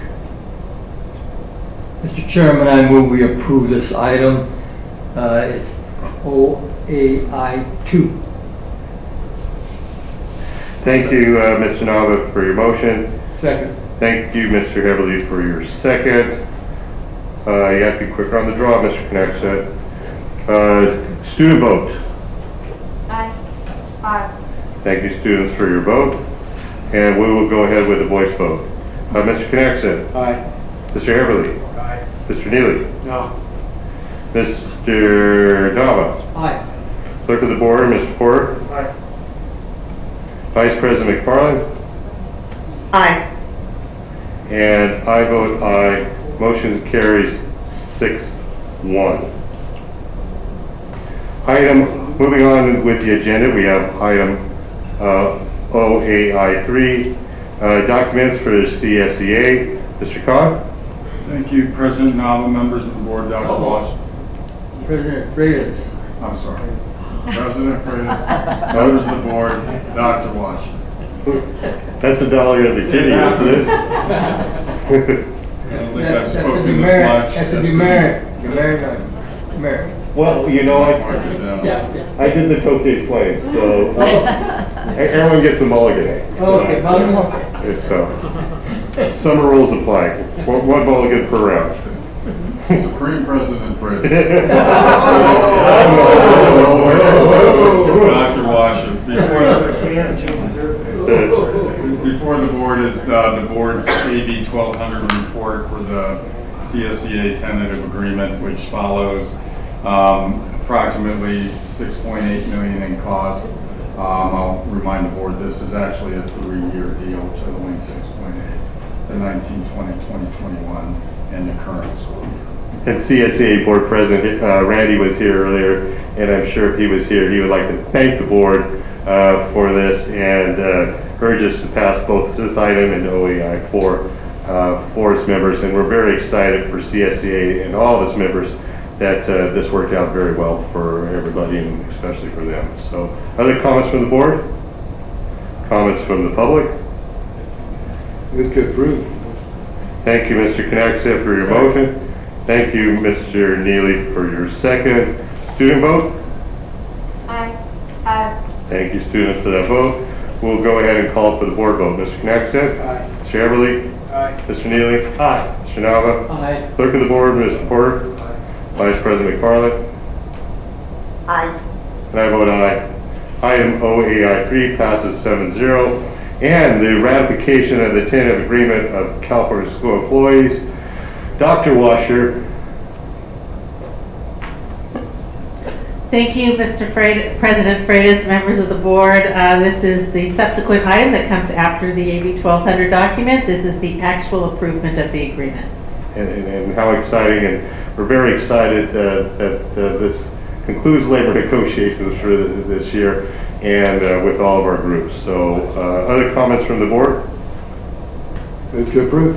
Comments from the public? Thank you, Mr. Knackstedt, for that motion. And thank you, Mr. Porter, for your second. Student vote? Aye. Aye. Thank you, students, for that vote. And we'll go ahead with the voice vote. Mr. Knackstedt? Mr. Harebrily? Aye. Mr. Neely? Aye. Mr. Nava? Aye. Clerk of the board, Mr. Porter? Aye. Vice President McFarland? Aye. And I vote aye. And we have a new tentative agreement with CSEA, and that's passing 7-0. Congratulations, CSEA, and all of your members. Moving on. That is correct. Students, we do know that you have a lot of homework and college applications and preparation for your school day. We thank you for your input tonight. Seems like what we have now is kind of more administrative and that. So you're welcome to stay. I don't want to push you out the door, but also we do understand that if you have things to be doing at home, that you're also welcome to check out. So thank you very much for your input tonight, and I really appreciate your comments and telling us what's going on at our schools. So, but you are welcome. Like I said, if you want to stay, fine, and if not, that's fine too. Very good. Thank you. Thank you. Next on our agenda is item OAI 5. Mr. Porter. Yes.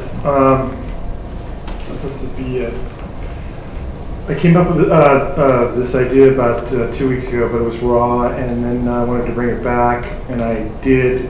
I brought 2 items back. This one deals with the stipend that we currently receive, and I have a little bit of a PowerPoint presentation to go with my comments. And if you take a look at it, it says we're basically when I try to gather information, it started out as curiosity, looking at what other school boards make, and it is the greatest mystery taking a look around the state at what other school boards make. You can go from LA Unified, where I think they have a low of 125,000 per person per board member, up to 150. To I believe San Francisco is about $30,000 per board member. And then you have some that are strictly voluntary. So it's very interesting to the state of California. I've looked at two grand jury not investigations, but information on how school districts are being paid. And they found this rather just potpourri of how payment is done. Now, there are some guidelines that you have to do through Ed Code. Our board here hasn't had an increase. And again, this is raw for me, so I had to do some history on this and so forth. And I'm the one bringing this forward. Send your hate mail to me. Because I've already received a lot of those as money grubber and other things that I've gotten in my email, which is fine. I like taking on difficult issues. Now, our board here in Lodi Unified obviously hasn't had a great increase in a number of years. In fact, they took a decrease when the budget cuts occurred, I believe around 2008, and then they reinstated it at $750. Now, why am I doing this? Is one that we need to increase a little bit what the board is doing. This year has been a very difficult year. Last year was extremely difficult. We've had more meetings, more pressure, more anxiety, more stress with the items that are occurring nationwide. The other reason is I would hope to stimulate others to run. We've had many board members run unopposed. And I would hope that our school board in time would look like our clients in terms of their background. And also justify our time that's being spent. All boards have some form of compensation. Now, if you take a look at Lincoln, for example, they don't take any true compensation. But when you look into their health care, it's rather unique in how they not guarantee, but they allow the spouse and the husband, leaving after 1 year of being on the board, retiree health benefits for life. Even if the board member passed away, the spouse can carry on with that. Some include the children in our county. So I've done research on those issues. Plus, it's voluntary. You don't have to take the compensation. Numerous board members do not take any compensation at all in Lodi Unified. I know of one, Dr. Mullen, he never took anything. He just felt he was an elected official. He didn't use it. I use mine for my health care, for my family. For my $750 goes towards my health care. I have a son that's in Los Angeles, and I have to use a different type of insurance because Kaiser isn't good in covering kids throughout the state. They're also good at not covering kids out of state. So that's what I use my compensation for. I can't, and nor do I want to talk about what the rest of the board does. Yes, it's an elected position, but since 2008, especially within the last 2 years, I think this is going to be an ongoing thing. We're going to have more meetings and more stress. People have become more divided in the community. We receive many different emails. We see people drive by my house, point their finger at me like it's a gun. I've been accosted out in front of the parking lot from various people. And I don't mean in a good way, like we need a raise, or hey, Mr. Porter, how about helping us out, things like that. It's derogatory. I'm an elected official, we have to put up with it. At the same time, you ask yourself, why? Across the United States, a lot of board members are quitting. It's just not worth it. And we're starting to see a lot of organizations get involved in trying to hijack school boards for their own agenda, for their own political agenda. Now, I talked about the increased responsibilities. The last one is important to me, is that when you leave whatever you're doing, your job, whatever, you should always leave it better for the next person. When I left teaching, I made sure that I had jettisoned all my AP, pre-AP classes 2 years before I retired. Why?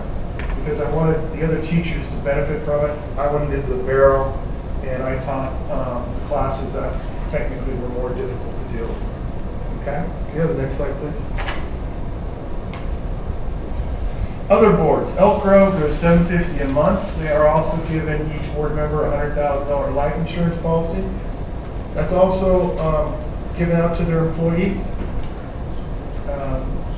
The district pays for the life insurance policy. When you leave as a board member, it's portable, but they will not continue paying for it. and they allow them to participate in their health insurance, which is significantly lower than ours. I don't know if it's better, but the cost is lower. Other districts all follow Ed Code. Basically, our compensation is based on our number of students. So the 750 is based on CBIT.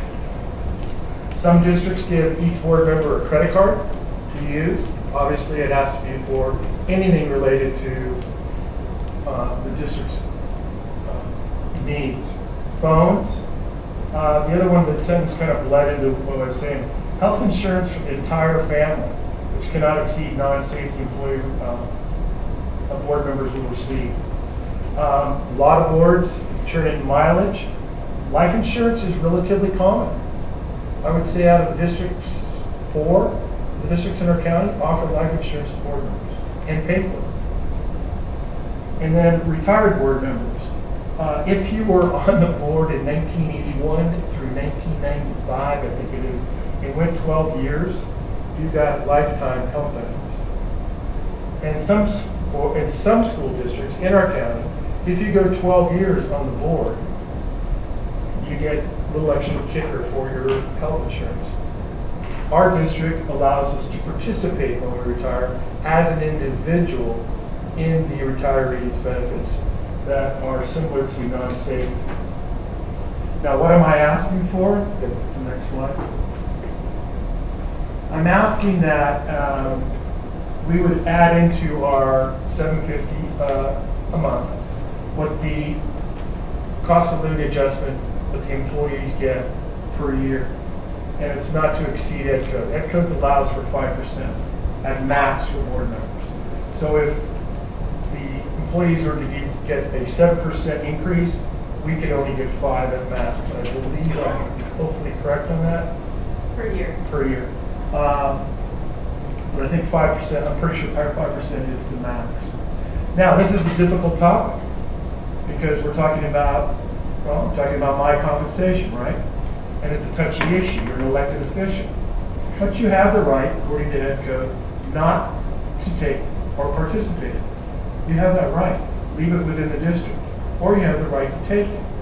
My goal, one of my goals, is to leave this chair better for the next person than what I have it right now. And this is one of the things that I added on my list of things to do, is to make sure we're somewhat more palatable for a single mom or single dad that had 2 kids at home, and they knew they had to pay for daycare to go to a board meeting, or go see a school after their job or during their job. And we started to get people of different color involved in this, different economic background involved in running for school board.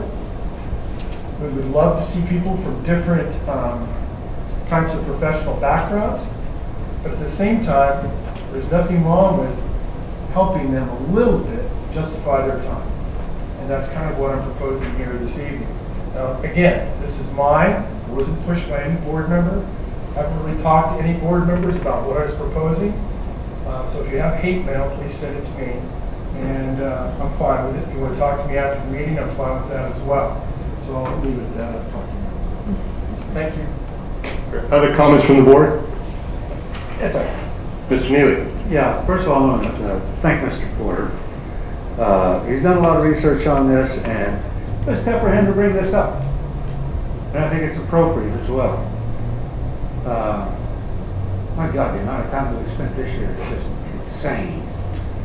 I tried to do a little work on how much it was an hour, and it was just, I think I made more working at the gas station when I was 17 an hour. So, anyway. And there's less free soda pop. Less free soda pop, that's true. Yeah, and gas. So, Mr. Porter, thank you very much for bringing this up. I appreciate it. And I'm going to support on that. I think your reasons are sound, and I'll be voting yes on this. But still, go ahead and send your emails to him. Other comments to the board? Well, comment, I guess. Well, I really appreciate Mr. Porter's offer of a $24 a month pay raise. I'm really doing this more of a service for the students in our district, and at this point, I'm going to vote no. Thank you, Mr. Knaxted. Other comments of the board? Yeah, Mr. Chairman, when I ran for this board, I never knew there was a stipend. I didn't do any research, which I didn't care. I ran for this board because I wanted to stay in education. I spent 41 years on it, and I know I had some grandchildren who were going to attend school and all that, and that's the fun of things. I don't come in here for the compensation or anything like that. Mr. Ford, you did a great research on it. I've done some research on it and all the things that you talked about. But I am a board member that I don't care about the stipend, and it's my prerogative to give it back. Most of the stipends, I belong to a foundation. I give a lot to that foundation that belongs to Lodi Unified, God Kids Foundation. And I also give things away to others, to the other classrooms that I've done at the beginning of my tenure. So I don't believe in getting any raise or anything like that, so I'm voting no. Thank you, Mr. Nava. Other comments to the board? Mr. President Freitas, I'd like to make a comment. Vice President McFarland? Thank you. I'd like to thank Mr. Porter. I think you did an outstanding job on this and really shined some light on some things that Lodi Unified is doing really well, and I do appreciate that. I think that the key to take away from your presentation is that we do well in Lodi Unified, and the people that choose to run and get elected do it because they have a passion for something greater. And I think Mr. Porter clarified that. I think in that process, if you can give someone a stipend, a reasonable stipend, you might open up to people who would say in their home, boy, I'd really love to do that. However, I have X, Y, and Z and it prevents me. Me personally, the stipend did not encourage or prevent me from running for this position. But I've talked to many people that say, how many hours do you put in? And are you nuts? You do that for free? And I think, for me personally, I don't look at it as doing it for free. I look at it, again, as Mr. Nava said, it was a passion. You're conscientious about education. I have a passion for students and learning of any type. And I think that's why a lot of us do it. But having said that, I do understand your point, Mr. Porter, and I back you in it. And I agree with some of your points. Thank you. Very good. Thank you, Vice President McFarland. Other comments to the board? Lots been said about this, and I appreciate Mr. Porter's comments on this. But I join with Mr. Nava. This is our grassroots democratic process, and this is about as fundamental as it gets. None of us, I believe, do this for the money. And every fact of the matter is, every dollar that we spend on ourselves is a dollar that's not spent in the classroom. And I would much rather make sure that every single dollar that we can possibly spend is spent in the classroom. It's been one of my fundamental goals, and that is one of my fundamental policies that I'm not going to violate tonight. Also, I believe that this policy asks us to guarantee for ourselves something that we do not guarantee for our employees. And to put us on a pedestal, I do not believe it is appropriate, and I severely disagree with that. So I will not be in favor of this, and I will be voting against it. Dr. Washer? Thank you, Mr. President of the Board. Just to clarify procedure here, if there were to be a motion, my recommendation would be to use the proposal that's on the screen rather than what is on the agenda. There are some questions still about retro and how that may or may not work. And just so you know, if the board were to want to do this, we would need to bring back an official resolution. So you would be approving this, and then we would bring you an official resolution to approve, and you would need to do that each year. Very good.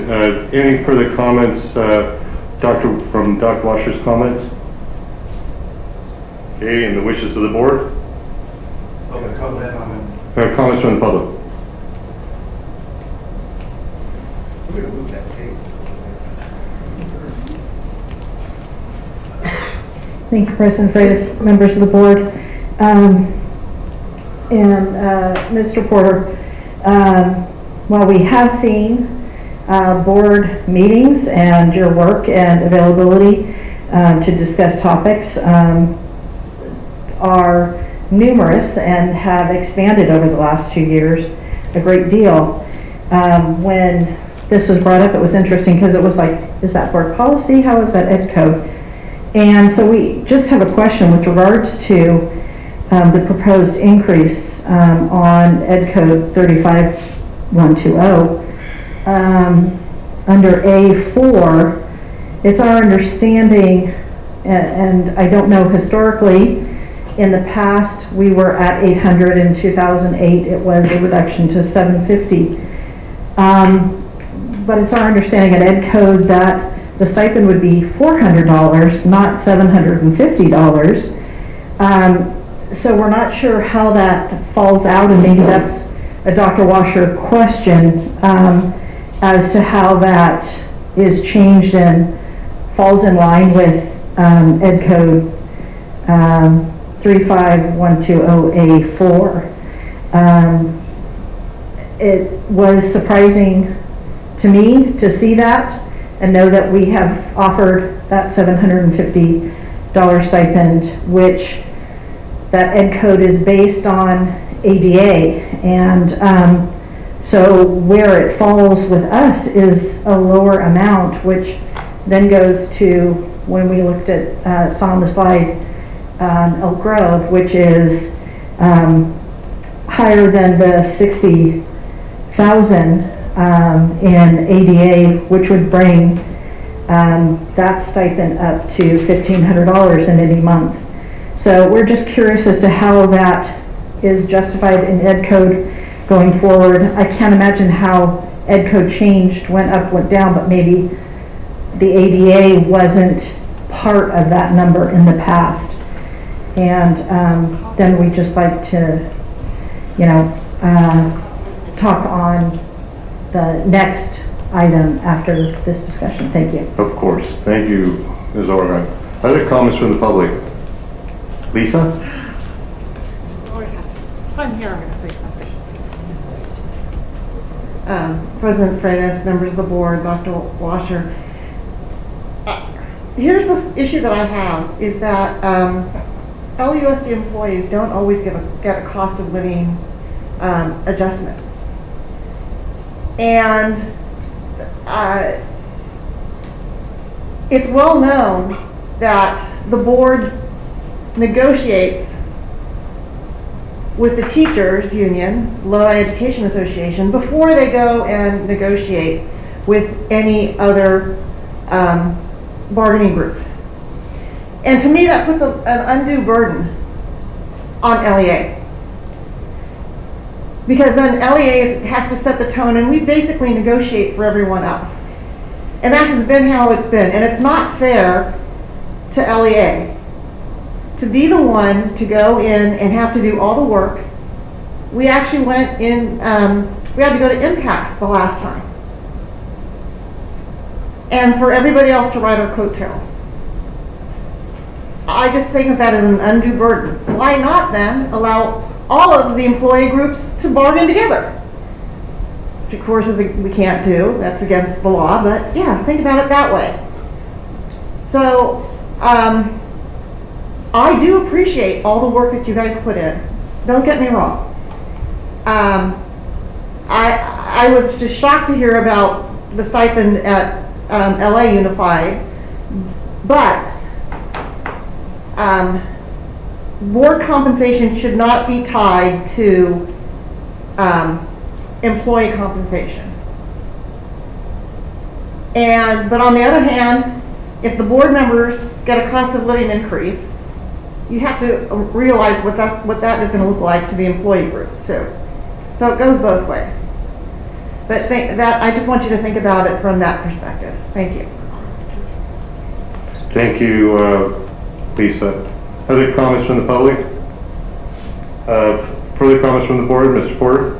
Yeah, just to clarify a couple of statements. The amount is based on your seabeds, which we are in line with. And the second thing is, we were not going by what COLA was given out. We would be going by what everybody else got for cost of living adjustment. So we wouldn't be exceeding or going under what everybody else received. It'd be the same amount. And nor would it be automatic. We have to do a resolution each year, as Dr. Washer said. So that's not an automatic situation. And again, I told you this was wrong. My other comment goes to those that say they don't want the money, they want to give it up, board members. And I think that's wonderful. But you don't have to take it. And again, are you leaving this job because you're not going to be here forever? Better for the next person. I mean, some of you have been on the board a long time. Are you helping out the community by stymieing the opportunity for them to justify being on the board, paying for daycare, paying for extra meals, whatever the case, to get them to come and be a part of our school district? So in some ways, I think you're being selfish because you don't have to take it. And those of you that want to give the money back and you want the money to go to the kids, sure, I agree with that. You have that right. Mr. President, I'd like to make a correction. Yes, Mr. Neely. You know, the Ed Code 35120, actually it's subparagraph 3 that applies. It says in a school district in which the average daily attendance for the prior school year was 60,000 or less, but more than 25,000. Each member of the City Board of Education or governing board of the school district who attends all meetings held may receive as compensation for the member's services as a sum not to exceed $750. So that's the correct paragraph on there. That's all. Thank you, Mr. Neely. Any other comments from the board? What are the wishes of the board? Move to approve. Second. Thank you, Mr. Neely, for a motion. Call. May I ask, sorry for clarification, move to approve what's on the agenda or the proposal on the screen? The screen proposal or my comments, what's on here, the agenda, and I didn't want it to be retro, I wanted to start 2021. But we should go with what's on the agenda. Point of order, Mr. Porter, I believe Mr. Neely made the motion.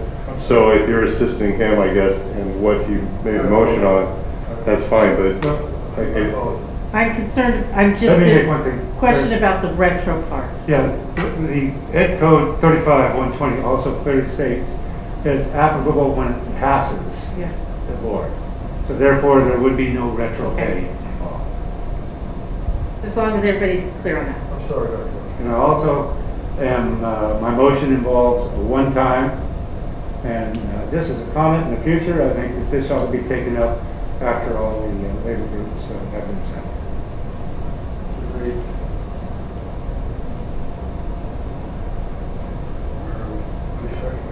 so Do we have a second? I think Mr. Porter is second, Ms. Neely has a motion, and I don't know what the motion is. So do you understand what the motion is, Dr. Washer? Mr. President, members of the board, I understand the motion to be what the agenda item says, with the understanding that if something were to be approved through resolution, it would take place, be effective at that point, not retro. So it's not exactly what the Correct. agenda says. Correct. Right, that's what Yeah, you're just amending. Okay. I made an amended motion. Okay, I think I got it. I know I got it, sorry. All right. So any other, and Mr. Porter is second, any other comments or questions from the board? Yeah, I do want to make one more comment. To do this for $24, it's, believe me, it has nothing to do with the money. You know? It's nothing to do with that at all. It's a matter of principle. Well, I'm sorry. I think it does say something about this. This is $24 that we're taking out of the question, out of our students. And we've never had a problem finding good board members before. And I don't know what $24 difference we actually would make. So, and to be called selfish, I take offense to that. So, Call for the question. So. What was that? I'm sorry, what was that last comment? That someone called me selfish, about this or voting against this, I don't believe that that was appropriate in the arguments either. So Who called you selfish? it wasn't you. But there's a YouTube video out there that you'd be more than happy to watch and see. Anyway, go ahead. We'll call for the oral vote. Mr. Knaxett? No. Mr. Everly? No. Mr. Neely? Yes. Mr. Nava? No. Clerk of the board, Mr. Porter? Aye. Vice President McFarland? No. And I vote no. Motion fails 2-5. Item OAI6, allocation of stipends for board members. Mr. Porter? Free to talk.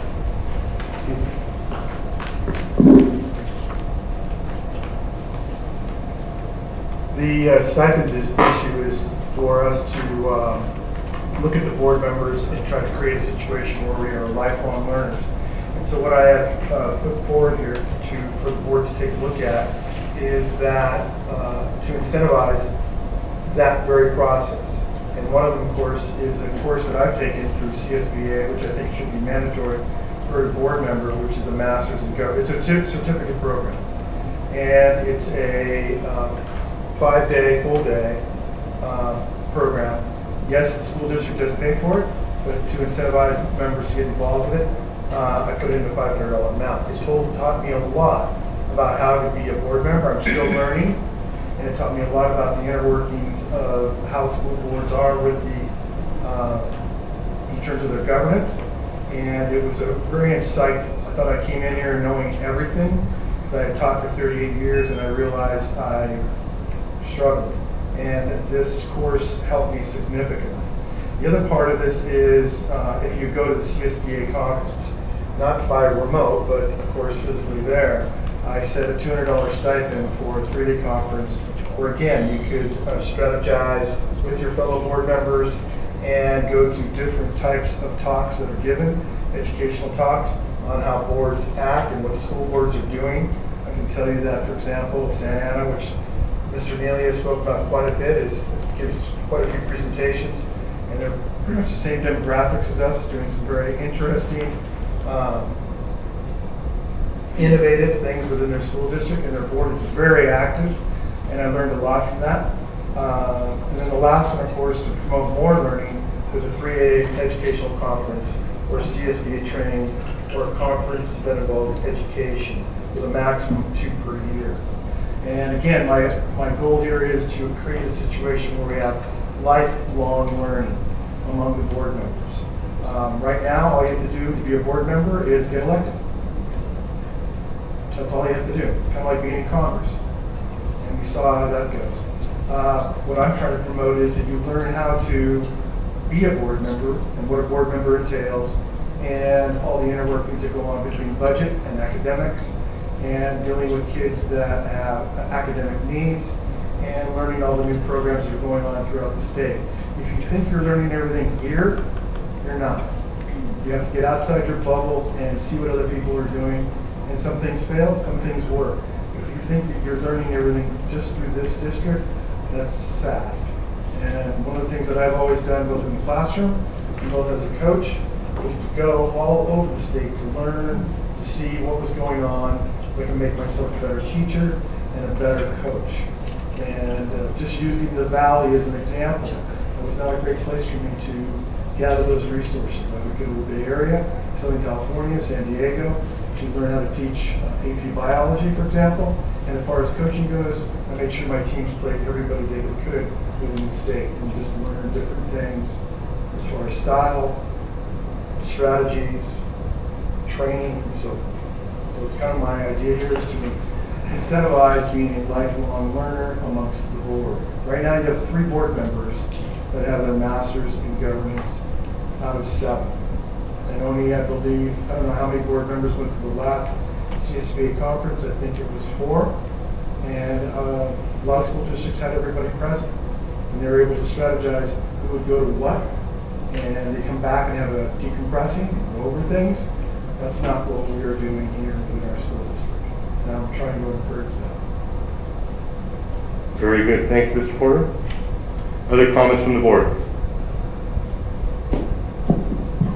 Yes, sir, I'll go ahead and I'd Oh, go ahead, Susan. Thank you.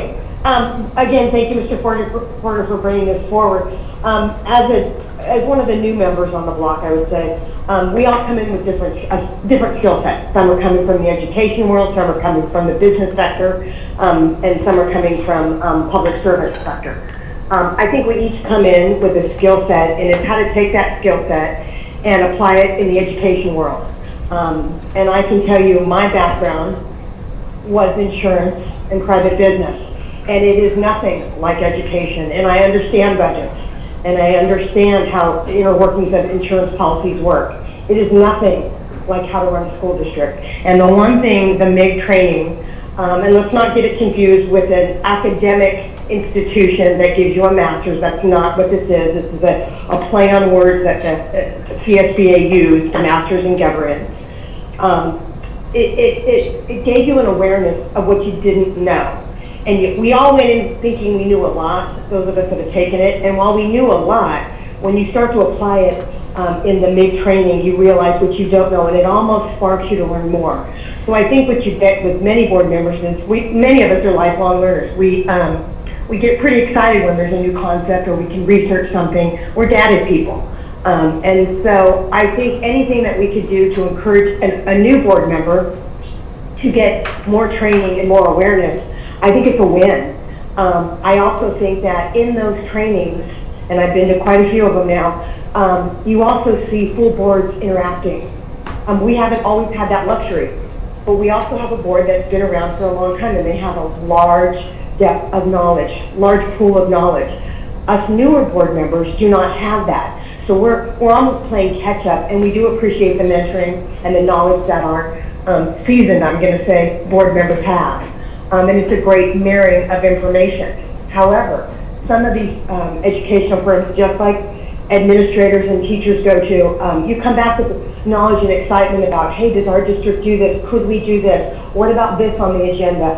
And it basically, spurs you on to learn more. So from that perspective, Mr. Porter, I appreciate your research on this, and I think I can support this one. I think the more education you can do, and better yourself for your district, because we are here to do a job. We do a lot for free. That's not the issue. Money's not the issue. But if you have to take time off of your work and your family above and beyond what your commitment was as an elected official, I think it kind of, that one rings to me a little bit. Thank you.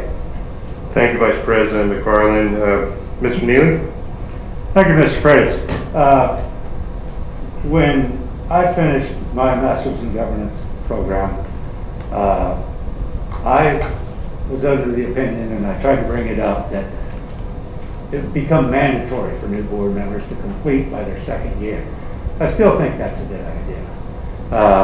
Not only is it the class and what you learn, but it's also associating with board members from all across the state. And you gain a lot of knowledge from them. And the same thing holds true with the CSBA conference. Now, I don't want this to be retroactive. I don't want the $500, but I want to incentivize board members to go to that and get that training. As a matter of fact, like I say, I'm still in favor of making it mandatory to be completed within the first 2 years of the board member's term. And if not, they can find other things to do. And as far as the conference goes, that is great. And Ms. Porter's right. It's great training and exposure for the board members.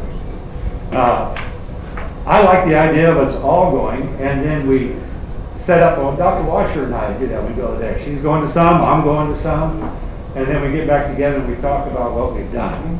I think it's a great idea. So I'm going to support this. Other comments from the board? I'll go on the other side of the coin. I think first of all, just like teachers, coaches, they get reimbursed for going to conferences. The board does get reimbursed for going to conferences. Airline hotel, food, whatever, you know, the whole thing. So, which I think is appropriate. The purpose of conferences, and I've been going to conferences for my entire teaching career, well, teaching conferences, coaching, athletic director, is to go and make you better at your job. And conferences is one way of doing that. So I think it's valuable to go to them. I don't know that we should get paid extra to go to them, but you do it because you want to be better at your job. I'm sure the Master of Governance is probably a pretty good program. I personally have not done that particular thing. I do have national certification as an athletic director because I wanted to be, that was a full-time job. This is not a full-time job. So although this year it felt like it. Think it's an idea, but because we do get reimbursed for all this, I'm going to vote no for this. Thank you, Mr. Knapp. Any other comments from the board? Comments from the public? Ms. Oregon? Thank you. A couple of questions, which maybe Mr. Knaxer just answered. Our first is, in attending the conference, does the district pay for the conference and travel to this? So, Yes. yes, okay. And totally respect the lifelong learner and respect that the value that you hold in CSBA's training. However, you know, that is something that, as a LEA member, we respect the trainers of trainers that present at CTA conferences, and our members cannot move over on the salary schedule, if you will, and have the district pay for that conference because it's considered double dipping. And many teachers are denied the ability to attend that conference if the district pays for it. And then if they pay for it, they can also buy the units for it to help them move over on the salary schedule. But we've seen a limiting of and devaluing of the CTA conferences that we provide members, which is trainers as the school districts that you talked about that have lead trainers coming and presenting. So we would hope that you would carry over that value of your area focus for your association is a great resource for training. We just question if that would be considered in the same aspect where teachers are denied as double dipping, that teachers are denied on their form if somebody is paying for it. So just to clarify that if we can. Thank you. Thank you. Any other comments from the public? Mr. President, members of the board, just to let you know, process, if approved, we would need to bring you back a change in the bylaws, the board bylaws, and we would need to vet that out with legal. So just to let you know, there would be another step. Very good. Hi, I'm back again. Okay, so Michelle brought out a great point that there's a double standard. You know, teachers, we're always learning. We're lifelong learners. We're in education because we love to learn and we love to share our knowledge. But again, if I go to a conference or if I want to go get my master's degree, it's on my time and my dime. Granted, that will allow me to move over on the salary schedule if it is approved, if the district agrees that it is something that would be helpful. And they're very limited in to what those degrees could be.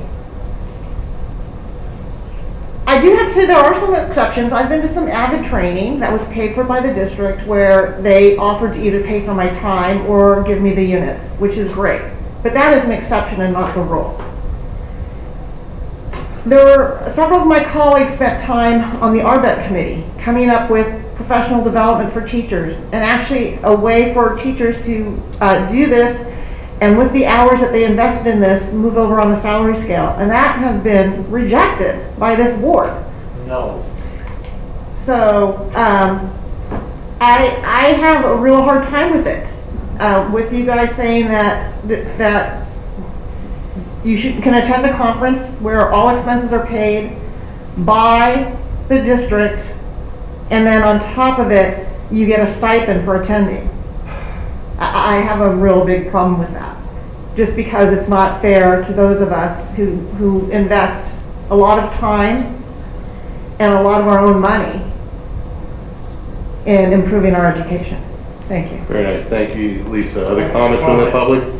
Other comments from the board, Mr. Neely? Yeah, I really want to clarify something. The individual professional development, that was all but approved. And the reason it got shut down at the end is because LEA insisted on adding another column to the salary schedule for senior teachers to be able to participate in that. That program would have allowed the junior teachers, at no cost to them, to attend classes certified by the district and move on the salary schedule. I remember I was in that meeting. I remember it well. Because I thought we had a deal, and then they wanted another column added to the salary schedule. So I want to make that correction. I want to make that clear. Thank you, Mr. Neely, for those comments. No further comments from the board, I see. What are the wishes of the board? Motion to approve. Thank you, Mr. Porter, for your Pending motion. legal. Pending legal. I'll second that with an amendment. Yes, Mr. Neely? I'd like to make it mandatory for board members to attend within their first 2 years. I don't think you can do that, Mr. Neely. Yeah, It's I not believe- about any I believe as mandatory elected thing that officials- This board does. I will not attend any mandatory things that this board dictates. I'm telling you right now, it's not legal. I believe as elected officials, the individual could not be removed I'm because of not that. not an employee of this district. I don't believe that you can condition. All right, Yeah. then I'll second it. All right. I just want to get this thing over with now. I've had it. Yeah, get it over with. There it is. There you go. All right, so Mr. Porter has motion on item OAI6. Mr. Neely has seconded, and we'll go ahead and take a voice vote. Mr. Knackstedt? No. And Mr. Heberly? No. Mr. Neely? Yes. Mr. Nava? No. Clerk of the board, Mr. Porter? Yes. Vice President McFarland? Yes. And I vote no. Motion fails 4-3. Personnel matters. Dr. Washer. Wait, I got it. Oh, shoot. Mr. President, routine personnel matters are presented for your consideration. A text message? You're reading a text message? I thought you had like recorded him over the phone. We were gonna Chairman, have... I move we approve personnel matters. Thank you, Mr. Nava, for your motion. I'll second. Thank you, Mr. Knackstedt, for your second. Comments from the public? Call for the vote. Mr. Knackstedt? Aye. Mr. Everly? Aye. Mr. Neely? Aye. Mr. Nava? Aye. Did we miss something? They're still laughing at me. I was laughing, so I missed the motion. All right, clerk of the board, Mr. Porter. That's funny. Vice President McFarland. Aye. And I vote aye. Personnel matters passed 7-0. Report item, we have policy revision, Mr. Ward and Mr. Carr. Thank you, President Freitas, members of the board, Dr. Washer. Before we introduce this first reading of Board Policy 5126 and Board Rule 5126, I'd like to thank the many people that worked on this item. This was a joint effort between the Special Ed Department and Business Services. There was some passionate discussion, but there was a lot of work done on these documents, including Ms. Valerie McPhee's CSB updates to the board policy itself. However, I will report that There was some passionate disagreement on the very last section of the rule. That's the values section. And I would like to personally thank Mr. Warren for his willingness to engage so that we could overcome that, come to a meeting of the minds between Mr. Warren and myself on that last section, and then bring this to board as first reading. I don't know, Paul, if you want. No, that's in a nutshell. I mean, we were looking at some specific caps for awards for individual students and for different sites. And again, there was some back and forth discussion, and I think that what we're proposing is a reasonable compromise. Again, in the spirit of trying to prevent potential audit findings in the future.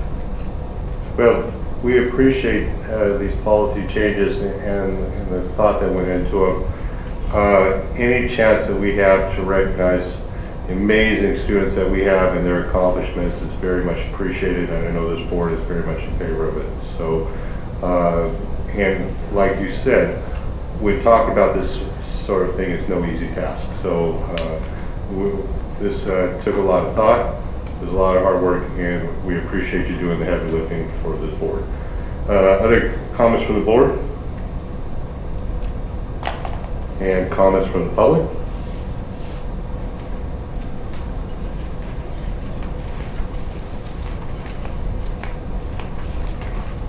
Thank you, President Freitas. We'd like to recognize the openness of the committee and the voices of all unit members that have a stake in this, to have a voice on the committee and freely discuss it. Thank you. Very good. Thanks, Michelle. All right, this is a report item, so we expect that it will be coming back as an action item. Yes, sir. Lickety split. On the 7th. 21st. Trying to do the math. Right? And you're the math guy. I have 9:30 at night math. Yeah, very, very good. All right. Thank you very much. Communications. We have communications from employee groups. Dean, Michelle, you guys decide who's going to go first? We're going to thumb wrestle. Hi, Dean. Hey, it's good to see you guys again. Good seeing you. I've been out for a couple of months with rehearsal, and I'd like to acknowledge Grace Brimmel, you're one of your student representatives who's left to go do homework, but she is also in the production that I am in, and I'm sure she would love to see your faces in the audience. So if you have a chance, come on out. Fantastic. I want to thank the board for your action on putting together the Optimum Employee Assistance Program. This is something that I worked with a number of the groups and with Leonard over this last year.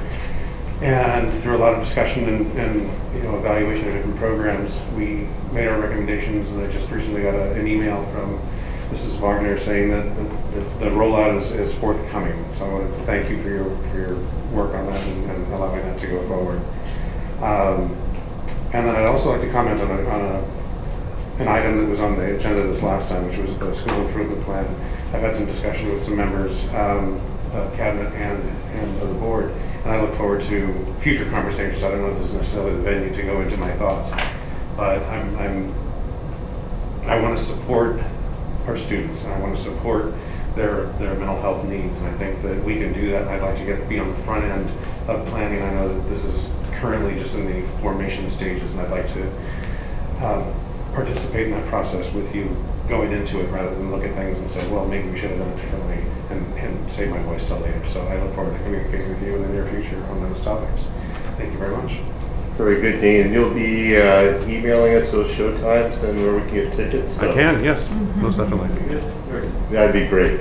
Thank you, Dean. You're welcome.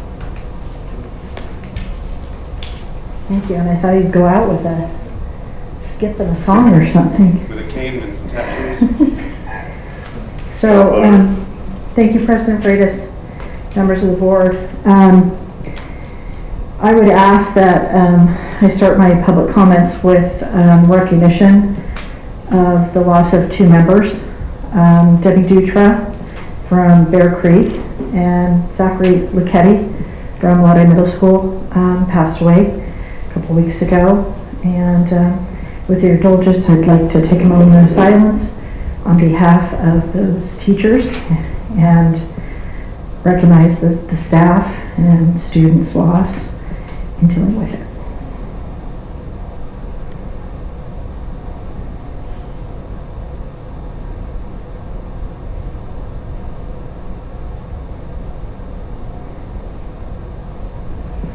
Thank you. Thank you, Michelle. Well, we would also like to reiterate what my colleague just mentioned, the EAP program that will be rolling out that could help members and deal with the loss of things like loss of staff members. We want to thank the district for sending counselors out to help with the notification and conversations. And we know that at Bear Creek, Hillary Heller brought the staff in, and they were able to do some debriefing and talking and sharing, and appreciate that time and recognition.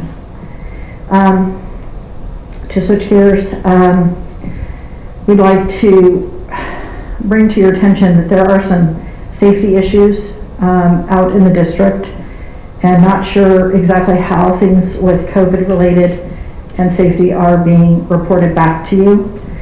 We are seeing more positive cases, and as you have received emails, I'm sure, the number of infamous Brian Holloway emails notifying us of exposure have increased. However,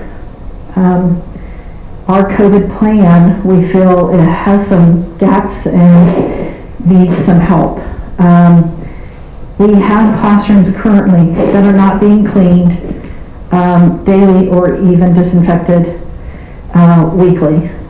We are back to 2 minutes of trashing in and out of classrooms, which is not part of our COVID plan. The reporting and contact tracing, and I want to recognize Mr. Auerbach, Dr. Washer, and Scott McGregor for a meeting to go over some serious concerns that were raised by LEA members last week. We met with some of those teachers and heard some concerning things, and know that there were some clarifications on the tiering system, and look forward to some more directions being sent out to members to clear that up. But we know that there are some, as Lodi High has invested in hiring a retired person to help with COVID tracing. We know that we are hearing from teachers that tracing is taking too long. And there are teachers that do not feel that it's in a timely manner that families, students, and teachers are being notified of positive cases. We do know there is a delay from the time a student necessarily goes home not feeling well with symptoms to the positive test, but from a time that a student calls in and lets their teacher know that they've tested positive and they've been directed to call the school site and let them know, or the teacher notifies them, that contact tracing isn't always happening. We also are concerned with no plan of seating charts in cafeterias and multi-purpose rooms, and so there is no contact tracing that's going on, and people are saying, well, it was because of a birthday party or something else. Teachers are saying they believe it's happening in multi-purpose rooms where it's kind of, you don't know who you're sitting next to or across from during lunchtime. We do recognize that there is a tremendous sub shortage and teacher shortage in the state. However, we are very concerned with what we heard happening this evening, and my apologies to Dr. Watt, this came late this afternoon, that multiple classrooms are being brought into multi-purpose rooms because there is no sub in order to take the class. We worry about the education for those students and how they can go forward with their education. We do know that there has been a shortage of Chromebooks, and sometimes students are not able to have that, and we understand there is, with COVID, the delivery system has been delayed in getting some of those, but there is still a problem with access. As our question asked about the Sufficiency Fund, not all students have Chromebooks or Chromebook access then to access things at home. There is confusion over quarantine and masking protocols, and we did get some clarification and appreciate the numerous hours that Mr. Khan has had dealing and answering questions and updating protocols for the district. We hope that we can be more transparent and quicker and find solutions that we can notify people in a quicker timeline. There is still confusion on isolation or quarantining if they are symptomatic. We have, Mr. Khan and I have talked about the symptom checker and the signs out in front of schools. Some of those signs have disappeared from in front to remind both students, parents, and teachers and other employees not to come on campus with symptoms. And we would hope that we follow up with some education or renewal about what those symptoms are. We also want to thank the district for the time to answer some of the questions that we had, and hope that there is some education. We did have some concerns on the mask mandate and the seriousness of some employees not following the law. As Lisa pointed out, and we have talked about, that whether our beliefs are in wearing a mask or not wearing a mask, it is a mandate, and we are legally obligated to make sure that we are following that. We also want to make sure that as a board and as all of our administrators on site know and follow and lead by example, as when they see a contact tracer coming in to interview them and are not wearing a mask and their students are, they're concerned with the safety of all. So we would just like to bring these things to your attention as you go forward and make direction and give direction, and possibly look at updating our COVID plan so that it is more current with the situation going on, and know that with the numbers and the rise in increase, we all hope and want to be back to normal, and hope with your guidance and support and administrator support that we can all get there. But we want to make sure that it's safe for students and employees on campus. Thank you. Thank you, Michelle. Comments from board members? Mr. Neely? Thank you, sir. Everything okay? I have to down this before I got disconnected. Oh, okay. All right, I have several things I want to talk about. I'm going to start off with COVID testing. During a meeting a couple of weeks ago, board meeting, it was a meeting of the legislative committee on the board with one of our legislators. I was exposed to COVID-19. One of the people in the meeting tested positive, and I was informed of that. So, wanting to find out immediately, I went down and I paid out of my own pocket for the rapid test, and I got the results back on that, and it was negative. But I had also, at the same time, I had told the district, and they ordered me a test. And that's what I want to talk about and how that works, because if we do come to that point where we are testing weekly for our staff, that mail away thing is actually a good thing, but we've got to work that a little bit on it. There's some things that we need to do. The way that it worked was they sent me a package to my home. I got the package, did a saliva sample, which was, my God, that was so much better than that nasal swab that I did at the other place. You don't want to do that.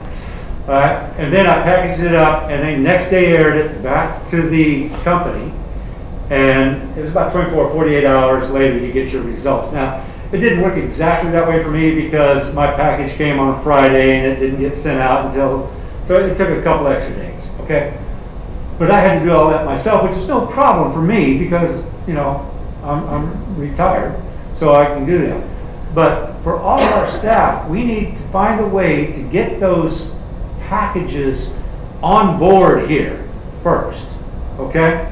And then they can do it at work, and then they can drop it off if they want, or then we need to have the ability to be able to pick it up and drop it off for all of them. Okay, so that's the way, I'm sorry, am I missing that?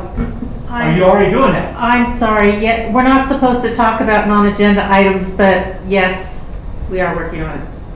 Okay. But go All ahead, right, didn't mean to so- interrupt you. No, that's not a problem, but that's something that would make this thing, and it really is a good system because they text you, they email you, they're right on it all the time. So that's one of the ways we need to do it. I want to talk about the sub shortage next. This is huge. We've got some real problems here, and we're going to have to think outside the box on this.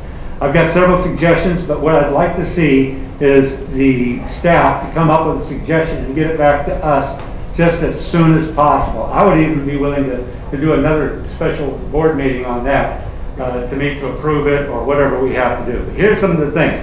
First of all, we need to start, because we are in a shortage and we have a limited asset of these substitutes, we need to prioritize where those substitutes go. For instance, when we have a roaming sub, now this is an important thing. You have a roaming sub that goes from place to place, right? So that the teachers can go for training or to meet or something like that. That's an important thing. Maybe we can put that on hold, or we should put that on hold, because we actually have to have teachers who are sick need to have somebody in that classroom. So that's where that sub needs to go. So we need to prioritize where our subs go. Half-day subs, we may need to put that on hold for a while, or at least, you know, use all the subs that we have, and then if we got it over, then we go to the half-day. Half-day can be filled by an administrator. Right now, what's happening is that we have administrators filling the substitute position for an all-day. I talked to an administrator today that was subbing 1-2 times a week, filling in classrooms, and so that made a 14-hour day for that administrator. And I'm sure that that's not the only place that that's happening. So those are a couple things that we can start off right away. The next thing, I think we need to offer a bonus. Other places are doing it, and we offer a bonus for this year. This board can pass it. And what we do is we offer, you know, $100 a day bonus, and we can use a lot of our COVID funds for that, I believe. And then for a credentialed teacher to come back, maybe we give them another $150, maybe $200 a day. Let's try to get somebody to incentivize these people to get out of retirement. Let's start making some calls on it so that they know that we're doing that kind of thing.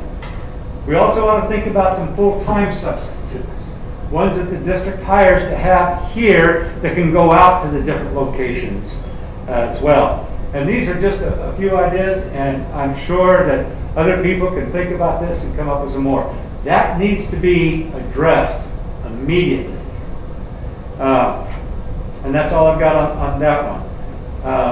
I want to see a report come from the board about vice principal placement. It is my belief that all Title I schools ought to have a vice principal. I'd like to see all have a full-time vice principal. Right now, the way that we do this is a holdover from years ago, and vice principals are allocated by the ADA.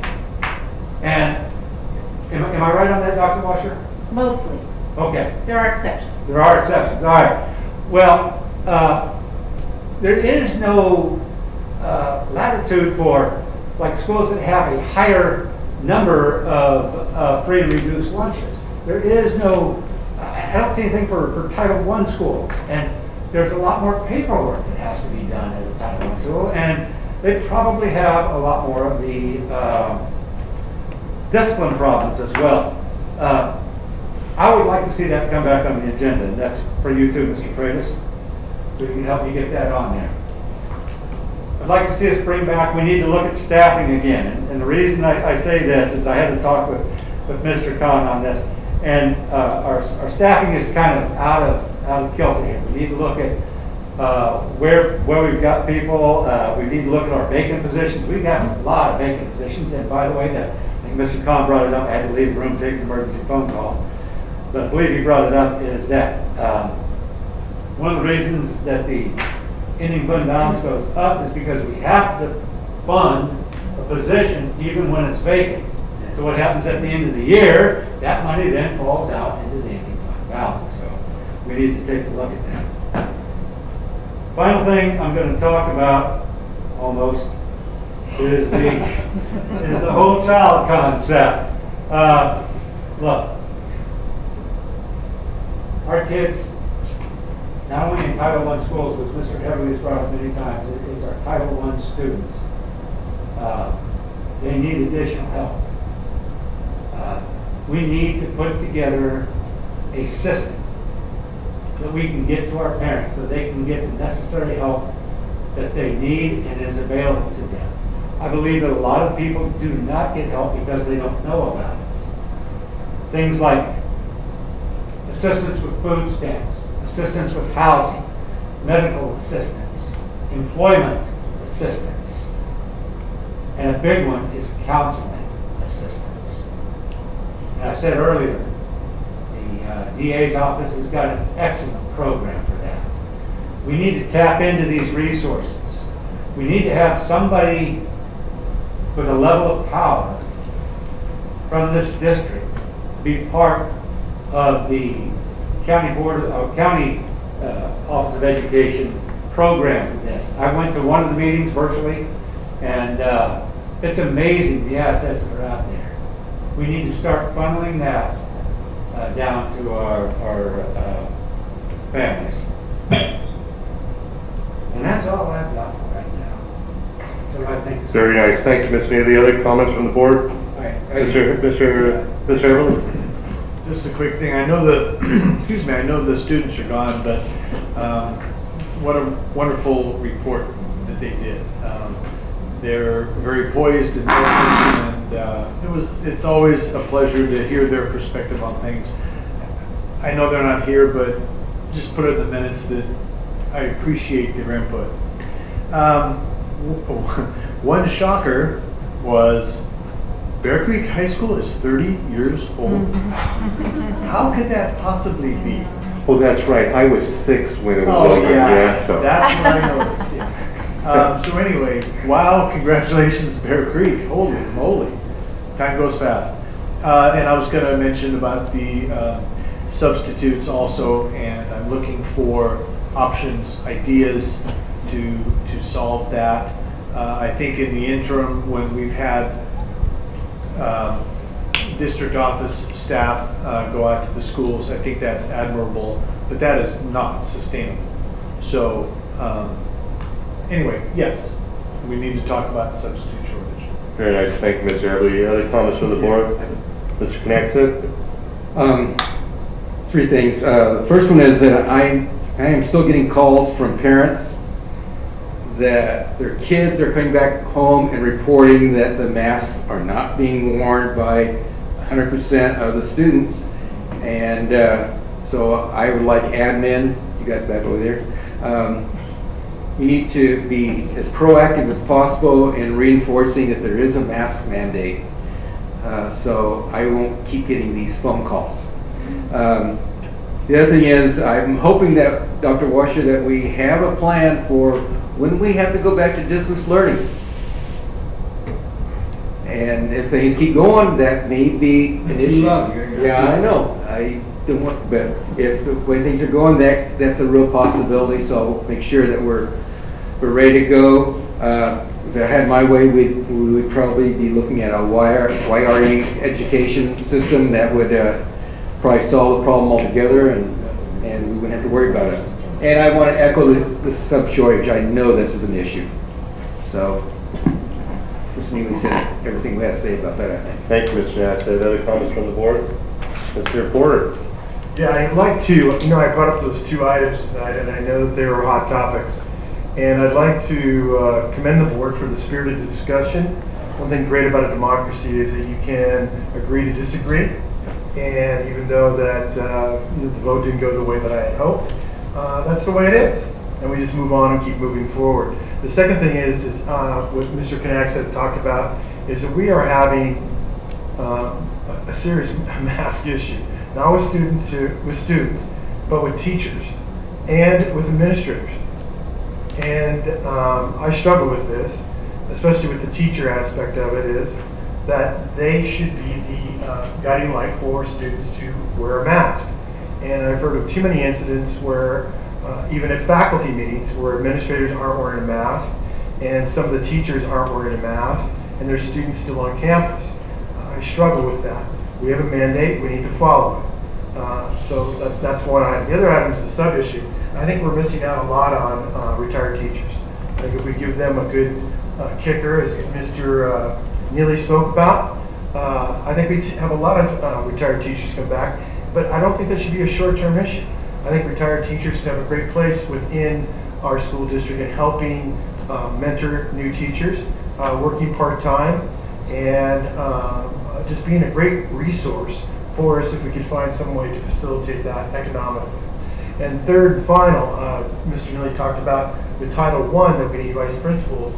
I'm going to steal from Ms. Peterson. She spoke about schools that have a lot of SPED students and how difficult it is to get all the paperwork done if you're just the principal there or you have a half-time vice principal. I'm stealing your thunder here a little bit. I'm putting you on the spot. Maybe we need to look at that as well for a full-time vice principal, because having a lot of those students requires a lot of time, and they need it, and we want to make sure we do it correct, and requiring just the principal to do it is difficult. So I'm going to stop there because Mr. Freitas is having an issue here. I am not having an issue with you, Mr. Porter. And I'm going to leave it with Mr. Nava to finish it up. Mr. Neely? Yeah, just real quick, I had a meeting with Neil and Susan, and I just wanted to say that we have got a great team there. We've got a great team both in elementary and secondary, and I expect big things out of you guys. I'm so happy that the 3 of you are here and in charge. Yeah, and well, give them till the end of the week, all right? And then, but congratulations, guys, and thank you. Thank you. I would like to thank all my board members for the comments tonight. Mr. Neely, you are exactly right. I would like to thank our 3 new appointees, Assistant Superintendent Neil Young, Director Susan Peterson, and Assistant Superintendent Scott McGregor in his brand new assignment. We are so excited to have you. And even just a little bit I've heard in the last 2 weeks has been just absolutely exciting. You're working together, your collaboration, and the new ideas and new energy that you're bringing to the cabinet is very much appreciated. We're very, very excited. Neil, I haven't seen you in a coat and tie, I think, since you were the Assistant Director of Personnel, but it's very nice to see you in a coat and tie once again, and I'm looking forward to more of it. And the great ideas you all are going to be bringing. So welcome. You have the full support of this board, and anything we can do to make you all succeed, you know that we are there for you 24/7. Shifting gears, however, Saturday is the 20th anniversary of 9/11, which almost 3,000 citizens lost their lives, and especially hard hit were our first responders of fire and police. So there are some events that are going around, some locally, and if you could take a chance to partake, or maybe just take a minute and say a silent prayer for all those souls and for us and the changes in our lives. But it's a day that I absolutely remember. I remember being notified, and I just remember the terror and the unknown that this community was in and where we've gone since. So it's hard to imagine, like 30 years of Bear Creek, that it's been 20 years since 9/11. but in many ways, we should never ever forget.